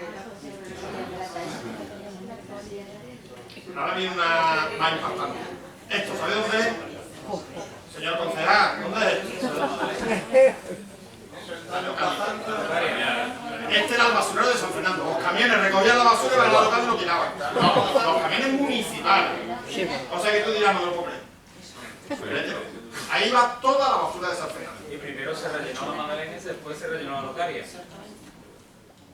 Pues esto lo viví yo, Gonzalo, tremendo. Es esto ahora. Algo ha mejorado, ¿no? Pero podrían haber puesto algún cartel allí con esta foto de decir, esto era así. Pero cuando se hicieron las catas del centro de visitantes, que son aquellos en mi época, podía hacerse un estudio de las pautas de consumo en los años 70 en San Fernando. Creo que salía. Y lo que salía allí, los botellines de mirinda, los yogures que se tomaran en la época, absolutamente todo, tío. Bueno, el Guadalete se recuperó en gran parte. Hicimos incluso una fiesta de inauguración. Y es curioso porque a los políticos les encanta cortar la cinta. Voy a inaugurar una carretera, voy a inaugurar, pero eso de inaugurar un río limpio. Bueno, pues hubo una que fue lista, Teófila, se fue para allá, se metió en el agua y salió en portada del país. Entonces era concejalo de urbanismo del puerto. Y fue la primera vez que Teófila Martínez, que era, vamos, yo pongo ya medio bien, porque es las antípodas ideológicas, ¿no? Pero Carguera la vez de Teófila dice, oye, yo me hiciste famosa. Porque fue, metió con unos pantalones leopardinos, todavía me acuerdo, metió un pie y dice, esto ya está limpio, yo me meto. Y los fotógrafos, y sacaron a la Teófila. Fueron unas 1000 personas inocentes. De gente del puerto que fuimos a inaugurar el río. Yo creo que son cosas que merece la pena recordarlo. Y también hay cosas como esta. Es decir, el Campo Soto, mucha gente ahora no lo conoce, es un campo de tiro. Y los primeros que se manifestaron pidiendo que se cerrara el campo de tiro están por aquí. ¿Los detuvieron algunos o no? Están por aquí, que también había que recordar que jóvenes alumnos del Instituto de Isla de León se fueron en manifestación pidiendo que se fueran los militares. ¿A que no se van los militares? Bueno, pues el campo de eso es imprescindible, que si no la defensa nacional, bueno, pues habla de esto. Entonces a alguien habrá que agradecerle también, primero a los que se movieron desde San Fernando, que es importante, que la gente fuera de eso es lo que tenemos que hacer, para decir que esa playa tenía que ser pública, y los que conseguimos, la gente de aquí, de que se protegiera, porque la idea que tenían muchos políticos era, si deja de ser militar la van a urbanizar. Eso es lo que nos decían también, es que como deje de ser militar ya veréis lo que viene. Bueno, pues deja de ser militar y no se ha urbanizado. Así que, doble éxito, y hoy en día una de las playas vírgenes mejores que tenemos en la provincia de Cádiz. Nos quedan los molinos de marea, como he dicho, es una asignatura pendiente a solucionar. Ese era el del Riarillo, este de molino de ocio, esto creo que está en Puerto Real, ¿no? En medio de Puerto Real, está ahí la carretera está cayendo. Pero este está ya, esta foto tiene tiempo, ¿no? Tiene 5 años, pero no sé. Y las casas salineras que están como... Además, el dinero, otra cosa que se debe de valorar, el dinero que está recibiendo San Fernando de la Unión Europea por razones medioambientales. Es decir, que los proyectos que se han planteado, muchos de ellos en el entorno de San Fernando, la justificación es la apertura de la ciudad al parque, la mejora del entorno, es Resnatura, y todo eso ha significado mucho dinero y muchos proyectos que están actualmente en San Fernando llegando. Así que también una comisión nos daréis. Haber conseguido fuera parque. Todos los carteles que hay, vosotros miráis y pone o Unión Europea, el dinero viene casi todo de por aquí. ¿Y por qué viene? Pues los proyectos verdes. Y ya para terminar muy rápido, porque es muy tarde, nosotros entendimos en el año 2020, cuando se redactó el nuevo plan de ordenación de recursos naturales del parque, que es el plan que ordena el parque y que según la ley es el que define los límites del parque, que había que hacer una ampliación del parque. Que dentro del parque lo que estaba no era ni la mitad de lo que debería de estar. Había una parte importante, pero había otra porque se habían recuperado esas zonas, o porque no la habíamos tenido en cuenta ni siquiera nosotros cuando hicimos el proyecto. Entonces hicimos un proyecto muy completo, mucho más justificado técnica y científicamente, con relación de especies, con hábitats de la Unión Europea consistente, que presentamos a la Junta de Andalucía en 2020. Ese proyecto de parque pues significaba aumentarlo en 14.000 hectáreas. ¿Qué zona? Pues como dice Paco, la zona 10 es Resnatura y no está dentro del parque. O sea, la Bahía de Cádiz no está dentro del parque, sin embargo está protegido por la Unión Europea. ¿Por qué? Por las praderas de fanerógamas marinas que hay, que son ecosistemas importantísimos desde el punto de vista de la productividad. Productividad significa al final peces, comida, porque ahí se crían los alevines y ahí se crían buena parte de los crustáceos que sirven de alimento, ¿no? Entonces la Unión Europea esto lo protegió debido a la...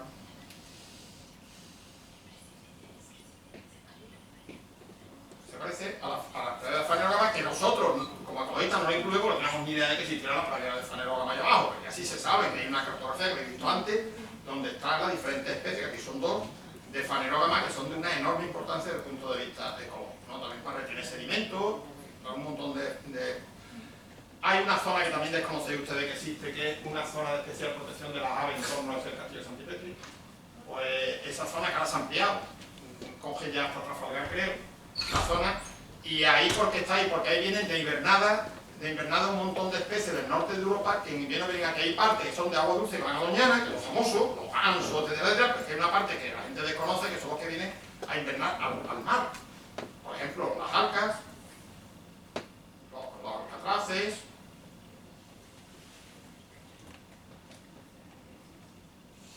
los págalos, todos los tenemos aquí en invierno, ¿eh? Y es que aquí viene mucha gente a ver esto, ¿eh? Lo parece mentira. Tuvo que ver mucha gente al Museo del Prado, pues hay gente que viene de pájaro. Las dos grandes salinas que se han restaurado de esa zona que se desecó, que os comenté, que es una cosa positiva, la de Santa María y la de Cetina, 800 hectáreas y 1200 hectáreas, la salida más grande de Andalucía y luego de España, pues esto está fuera del parque.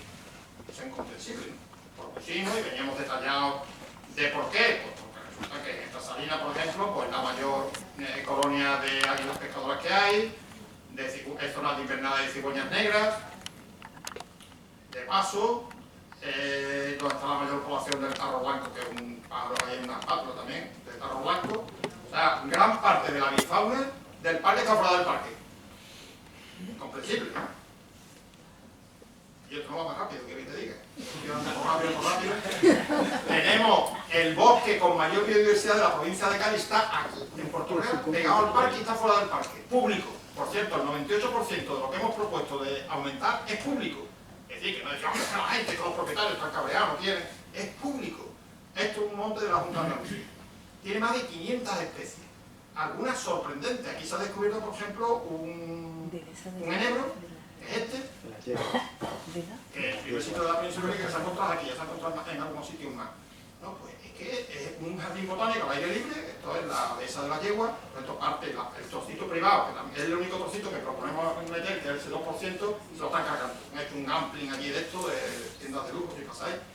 Esto es una finca que la historia es muy larga, no le voy a contar, lo talaron en tema de corrupción con un técnico de la Junta de Andalucía que la había comprado con una empresa para hacer una urbanización con el apoyo de Barroso.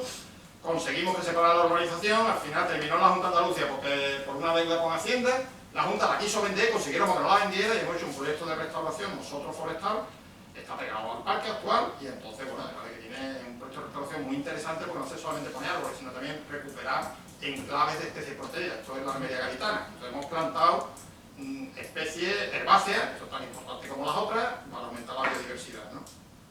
Y también proponíamos, como he dicho antes, pues el himno de Cádiz, que ahí está Torregorda, que se quedó fuera por lo que se quedó. Algunos pinares, como el pinar de la Isleta del Puerto, que es una maravilla, es municipal, no entendemos por qué puesta fuera, y ese sería el panorama del parque si se hubiera aceptado. ¿Qué ocurrió? Pues tuvimos reuniones múltiples, ahí está vuestra alcaldesa, con todos los ayuntamientos y con todas las administraciones y con todos los actores sociales. Ahí estamos con el rector de la universidad, con Piniella, aquí estamos con el jefe de la demarcación de Costa. Bueno, pues al final conseguimos el apoyo del Ayuntamiento de Cádiz y del Ayuntamiento de Puerto Real, que se aprobó en pleno el apoyo a la ampliación. El Ayuntamiento de Puerto Real es más de la mitad de la ampliación, está en el término de Puerto Real.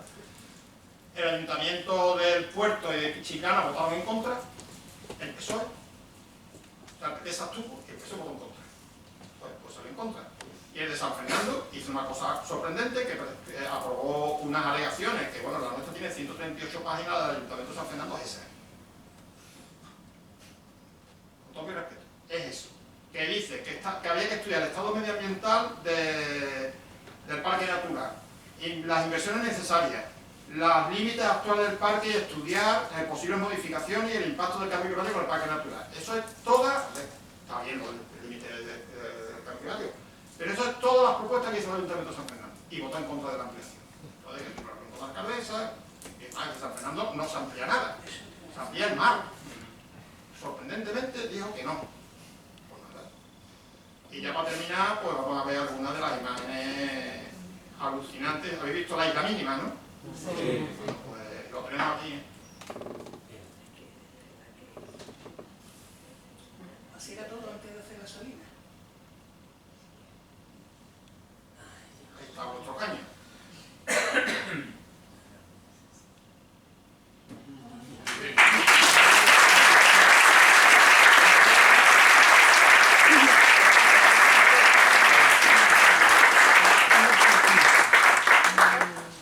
Muchas gracias, Paco, Juan, por este rato tan productivo, tan interesante. Tenemos unos minutos para preguntas. Si alguien quiere preguntar alguna cosa, Yo una muy sencilla, ¿qué peligro corre si el parque natural termina por el borde? No es que haya ningún peligro, es que el istmo tiene los mayores arrecifes de la bahía de Cádiz. Y en la bahía de Cádiz no hay, en el parque natural actualmente no hay zonas de arrecife. Entonces es un ecosistema enormemente valioso que está fuera del parque cuando es el ámbito geográfico del mismo. ¿Eso qué implicaría de negativo para Cádiz? Nada. O sea, que no se puede construir, claro, pero es que no se debe de construir. De hecho, se ha renunciado a construir ahí. Porque no se puede llegar ahora mismo. No se puede construir de costa. Entonces, es sorprendente que ahora esa zona que el Ayuntamiento de Cádiz vota a favor, la Junta de Andalucía le ha dicho que no a toda la empresa. O sea, cuando después dice lo de la autonomía municipal, por eso el Ayuntamiento está en contra, no es que sea vinculante, pero es una opinión, evidentemente. Pero si un Ayuntamiento te aprueba en pleno que se aprobó el Ayuntamiento de Cádiz, el proyecto de ampliación que a ellos solo, bueno, yo le cogen dos cosas, le cogen la bahía en sí, pero eso no afecta más que a que no se pueda arrastrar el fondo, no se puede rellenar, ni se puede hacer pesca de arrastre, o sea, lo que no se puede, se puede navegar, claro, lo que no se puede afectar al fondo, ni se pueden hacer vertidos, ni en fin, cosa de más lógica que no se haga. Y la parte terrestre que recoge el Ayuntamiento de Cádiz es el istmo. Pero el Ayuntamiento de Cádiz votó a favor en pleno, y la Junta dijo que no. Ahora mismo lo único que aportaría es reconocimiento. O sea, las características del espacio están suficientemente protegidas, tanto por ley de costa, por planeamiento urbanístico, en fin. Le otorgaría un reconocimiento. Por eso es más absurdo, porque todo eso, que es una unidad, no tiene una gestión conjunta. Lo que es absurdo es que el parque y la zona de marisma tenga un director y una gestión, y lo que es la bahía de Cádiz, el agua y el fondo tenga una gestión. Entonces, que sube la marea, hasta donde llegue no hay parque, y es un poco absurdo, se va a ahogar. Pero había La cacería de ocio y dice dónde llega el parque, ¿no? que igual que si se hubiera metido en el parque la ampliación del puerto de Cádiz y algunos proyectos se hubieran visto un poco comprometidos. Siempre eso. ¿verdad, Antonio? Sí. Hola, enhorabuena por la iniciativa. Yo sabía por Vicente de toda la iniciativa de cómo se creó el parque y todo eso. Me he peleado muchas veces con él por el tema del parque, pero que realmente aprecio que esto sea un parque natural. Yo quería hacer dos preguntas. A mí me gusta pasear mucho por donde puedo y me he encontrado con cosas que me resultan sorprendentes. Primero, ¿por qué hay pantalanes nuevos, preciosos, recién colocados en sitios que son inaccesibles en vehículo desde cualquier sitio? Hay un pantalán al lado de la Salina María, hay otro pantalán detrás de la... ¿cómo se llama? En Riorillo hay otro, hay en varios sitios. Pero no se puede llegar con coche ni con ningún vehículo a ese pantalán. ¿Quién lo ha colocado y para qué? Y segunda pregunta. Yo he intentado pasear por el parque, pasear por todas las salinas, visitar casas salineras ya derruidas y demás, y me he encontrado con que todos los senderos están adrede rotos. Todos los senderos están destruidos para que no se pueda cruzar a determinados sitios, en particular a las casas salineras. Las casas más antiguas, las que no están en uso, tienen el sendero que conduce a la casa deliberadamente destruido, con lo cual la única manera de llegar o es en barco, por el agua, por el fango, o es metiéndose hasta la cintura de fango. ¿Por qué se han roto esos senderos que evitan que la gente pueda pasear y pueda visitar el parque natural? Gracias. Y enhorabuena, ¿eh? Lo de los pantalanes, que sí es verdad que es una actuación reciente, ¿no? De un par de años para acá, ¿no? Sí, hace poco tiempo. Bueno, yo ya no estoy en la gestión del espacio, pero sé que hubo un expediente genérico con esta forma de funcionar muchas veces de la administración, que hay dinero para hacer determinadas actuaciones y se hacen sin haberlas pensado demasiado. Yo estoy de acuerdo con Parece que están colocados para que la gente vaya con una fobia y suelte la droga. bueno, Eso es una... quiero pensar que no lo han hecho caso. Y lo de los senderos hay que diferenciar lo que son senderos de uso público que hace la administración, que hace el parque o que hizo costas como el del Caracol. Esos son los senderos que oferta para uso público. No cualquier camino existente en el parque es de libre acceso. De hecho, el parque, la mayoría es dominio público marítimo terrestre, pero todo tiene dueño. Dueño no, concesionario. Sí, bueno, díselo. Todos tienen concesionarios, inquilinos, ocupa, llámalo como quieras, ¿no? Entonces, la administración no te oferta que tú puedas entrar por un camino en una antigua casa salinera que puede ser de Unión Salinera, de Putimá o de... Entonces, los senderos como tal son los que están señalizados como senderos, ¿no? El que está entre amigos, y esos sí son de libre acceso y son públicos. ¿Y no sería un buen aprovechamiento del parque que la gente pudiera hacer senderismo por todo el circuito, Sí, sí. donde además no hay ningún aprovechamiento industrial, no hay ninguna salida en uso, ni Yo en hay... el año 2000, que fue cuando me incorporé al parque, no había ningún sendero y empezamos a hacer las actuaciones que ha ido comentando Juan. Nos pararon las máquinas como 4 o 5 veces, los titulares de la finca. De hecho, el sendero de tres amigos, que parece que termina de una forma extraña, es que cuando pretendimos darle la vuelta al Riorillo para volver a salir y hacer el puente, como se ha hecho hace poco, Unión Salinera nos paró la obra y no se pudo conseguir. O sea, uno de los principales problemas de gestión, tú a la hora de poder ejecutar un proyecto tienes que tener disponibilidad del suelo. Y esa disponibilidad del suelo, nada más que te la puede otorgar el que tenga derecho sobre él, sea concesionario, sea... Entonces, eso complica muchísimo la gestión. Y luego en los senderos, yo creo que hay un antes y un después de la percepción del parque natural, ¿no? Las casas salineras no son dominio público, quedan excluidas, ¿no? No, están dentro del Dentro del dominio público. Que las casas salineras, en principio, tú no tienes derecho de acceso a la casa salinera. En la casa principio. de alguien. En la casa de alguien. ¿Qué ocurre? Que cuando se abandona la actividad, la concesión hay que recuperarla. Y Costa lo ha hecho con 5 salinas solo, en la zona de Puerto Real. Que una se la cedió a la universidad, que es la salina de Esperanza, que no conocéis, ¿no? Pero le hemos insistido muchas veces que si alguien tiene una concesión para salina y la salina lleva 30 años abandonada y llega el hijo y dice que le ha heredado la salina, la concesión, que lo que tiene que hacer es una recuperación, que la ley lo permite y lo obliga, de la concesión por falta de actividad. Porque tú das una concesión para una piscifactoría o das una concesión para una salina para otra cosa. Si no lleva esa actividad, te puedes recuperar. Y no lo hace, dice que es muy complicado, empiezan los pleitos, que bueno, los pleitos siempre los hagan a Costa, ¿eh? Creo. Que tenía un mogollón de pleitos con el tema del dominio público porque había gente que tenía hasta escritura de las salinas. Y cuando llega la ley de Costa, se cambió la titularidad por una concesión a 30 años prorrogable a otros 30, creo, ¿no? De manera que llevan 60 años. Y ahora son 75. Gratis, es decir, como compensación a un título que tú tenías que nunca fue legal. Bueno, sí, era legal porque ¿cómo se llama? Los registradores que hacían la escritura, ¿no?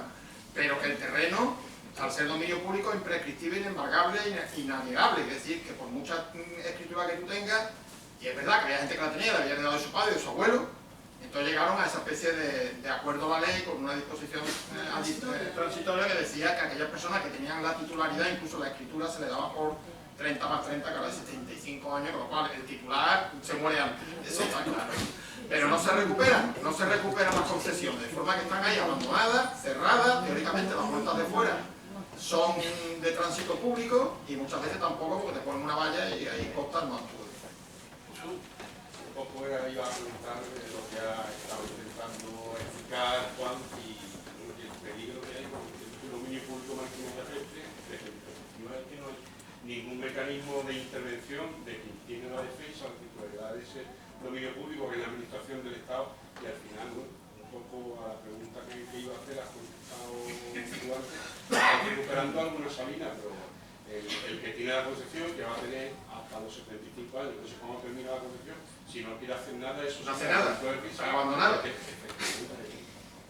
Lo relevante además que el parque no puede intervenir ahí. No, ¿Valino? No, es otra cosa. Paula. Yo quería aprovechar que se hablaba del Carrasco, y sé aquí que hay concejales, no sé si será del medio ambiente, o de, pues... Desarrollo sostenible. Vale, el Carrasco es una zona donde hay una cantidad de avifauna increíble. Es una zona donde hay cría de especies que están protegidas, que están en peligro de extinción. Y por ahí tú vas en primavera y ves a la gente pasear por los perros sueltos, por cualquier lado, las aves revoloteando. Entonces, un poco proteger esa zona, porque no es del parque natural, pertenece al ayuntamiento. Entonces, pediría que a ver si se puede proteger. Está muy bien. Muy bien. Yo no hago ninguna pregunta, yo un comentario. Hace 30 años te asomabas a Nube de Gallinera, mirabas dirección Chiclana y veías una vuelta afuera que defendía todo el agua que venía del Santipetri, y entre esa vuelta afuera y el caño, bueno, pues veías un sinfín de tajos, de salinas y demás. Y ahora vas y lo que estás viendo es cada vez más una lámina de agua, es decir, se está comiendo toda la infraestructura o estructura natural que había, se la está comiendo el agua.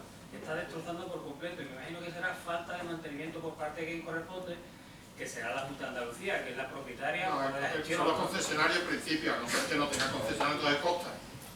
Hombre, sobre la vuelta afuera hay un debate interesante ahora mismo, ¿no? Las vueltas de afuera se hicieron con una función, era retener el agua, un manejo para una explotación. Cuando cesa esa explotación, tú puedes mantener, bueno, primero hay que mantenerla, y segundo, si se mantienen, ¿con qué fin? En algunos casos se está demandando que se mantengan como muros de contención, porque a la vista de que va subiendo, lo que tú estás comentando, va subiendo el nivel del mar y va entrando el agua. Hay algunas zonas que pueden verse afectadas por la subida. O sea que yo creo que el debate es decir que no hay que arreglarlas para qué, y ya una vez que tengamos decidido para qué, ya vemos el quién, pero... O sea, eso se hicieron para un fin. Si ese fin desaparece, ¿qué hacemos? Uso público, bueno, es interesante. Hay muchas vueltas de fuera que se utilizan para uso público. Pues se seleccionan unas cuantas y se establecen senderos. Pero claro, ya... ¿Alguna pregunta más? Tenemos... Espera, un segundo, vamos por allí primero. Perdona. En relación a la playa de los Toruños, con la nueva central de contenedores,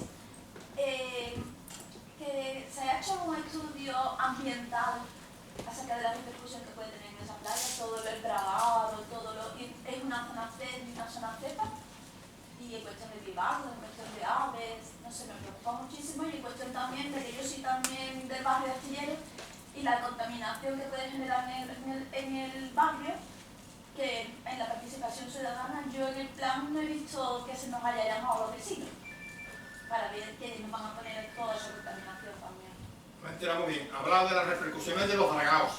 No, de la central de contenedores del puerto. Sí, la nueva de la central de contenedores del puerto. Vamos, yo no estoy metido, pero yo sé que la Organización hizo alegaciones en contra porque realmente eso se declara como de interés nacional y vámonos que nos vamos. Pero formalmente sí tuvo su procedimiento de evaluación de impacto ambiental. Digo, formalmente lo que no te sabría decir si los contenidos fueron los adecuados, porque esa obra, como dice Juan, era una obra que había que hacer. La prueba del Consejo de Ministros. Pero formalmente han cubierto los procedimientos. Y el tema de relleno del puerto, que si veis lo que ha pasado con Cádiz, bueno, también en el puerto, ¿no? También en Puerto Real, por la Cabezuela, ¿no?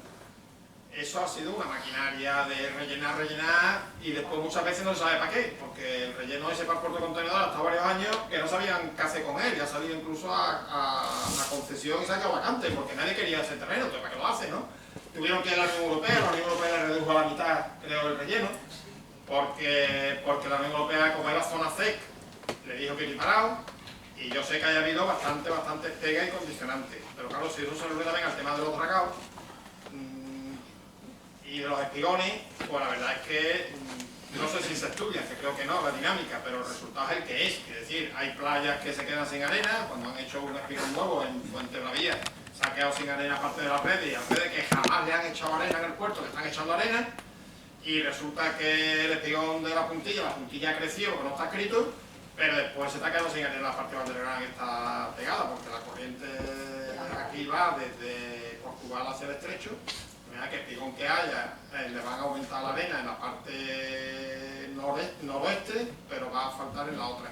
Pero después llega lo de siempre, los ayuntamientos y la gente, hay que decirlo todo, es que tienen que regenerar la playa, es que hay que echar arena, es que no falta arena, es que no sé qué. Bueno, pues que lo pague eso, que lo están pagando todo, quien haya hecho el espigón, pero de su dinero.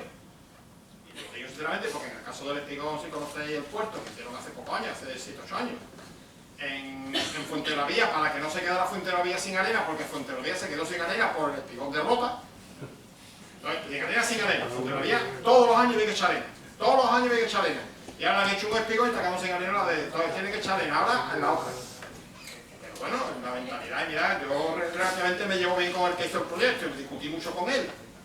Pero dice, no, que son necesarios, que la gente pida arena, entonces pues tú no vas a ir contra la gente, porque la gente vive del turismo, porque se lo paguen de su bolsillo los chiringuitos y los que hacen el negocio en las playas, pero yo no tengo que estar pagando toda mi vida camiones y camiones de arena para echar arena en un sitio que le falta por. Entonces yo creo que ahí la prevención ambiental es muy mala en temas litorales, ¿no? Muy mala. Claro, pero aparte de eso también podemos ver en esas zonas C, ¿no? Que donde se ve mucha ave migratoria,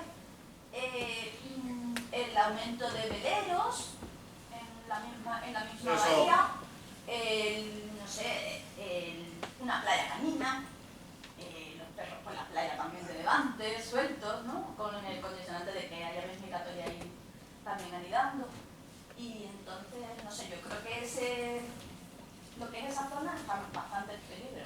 Yo te recomendaría que eso se lo dijera a la nueva directora, que estoy seguro que no se va a enterar de nada. Garantizado. Pero díselo. No me vale mucho escuchar las cosas, no, te lo digo de verdad, te vengo en serio. Díselo, que se vea que la gente no dice nada, que la gente está contenta, ¿no? Que la gente tiene que ir a decirle lo que piensa. Díselo a la nueva directora. Una última pregunta, Blas. Sí, quizás me pueda responder Paco. Me parece bien todo, bueno, bien, algunos de los senderos que se han hecho en el parque, para que se puedan visitar el parque, pero me gustaría preguntarte qué problemas hay desde el punto de vista de la gestión para gestionar el uso de esos senderos. Por ejemplo, se planteó cuando tú estabas como director del parque en algún momento el cierre de algunos senderos en época de cría de aves. ¿O tiene problemas de gestión ese cierre de senderos? Porque la afectación bueno, ya te digo, la prioridad cuando estaba yo era abrir senderos precisamente para que la gente empezara a percibir un poquito el entorno y empezara a percibir. Lógicamente eso conlleva algún deterioro. Se puede hacer, lógicamente, hay un programa de uso público, hay parques naturales como el Grazalema que tiene una limitación de acceso, se puede hacer y se puede intentar vigilar con vigilancia. Cuando viene la época de cría del buitre, te pueden ir al Torreón, te pueden hacer ciertos senderos. Sí, pero yo por aquí eso... no, aquí se abren los senderos y abierto todo el año. Bueno, aquí en todo... Yo creo que en Grazalema es el único... Pero Blas, hay un problema, y es que la plantilla de la gente de medio ambiente creo que está en la mitad de hace 10 años.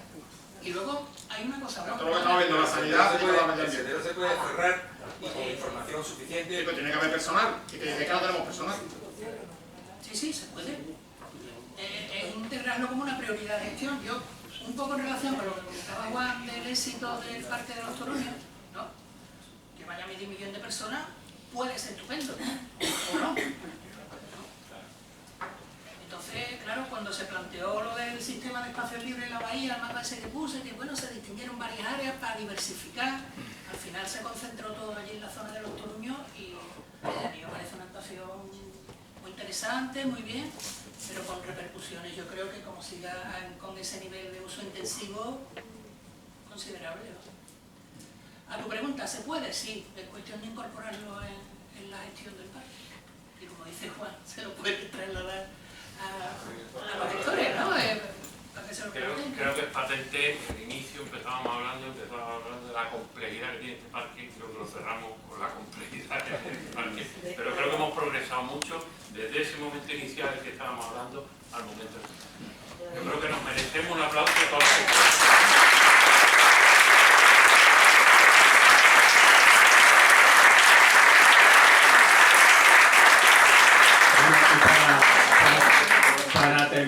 Para terminar, simplemente un pequeño... Yo sé que tanto Paco como Juan tienen todos los premios yo sé que lo tienen en su casa, pero yo sé que estaban buscando este, ¿vale? Y ya lo van a tener, ¿vale? Entonces, para Juan y para Paco, muchísimas gracias y esperamos contar con vosotros en otras ocasiones, ¿eh?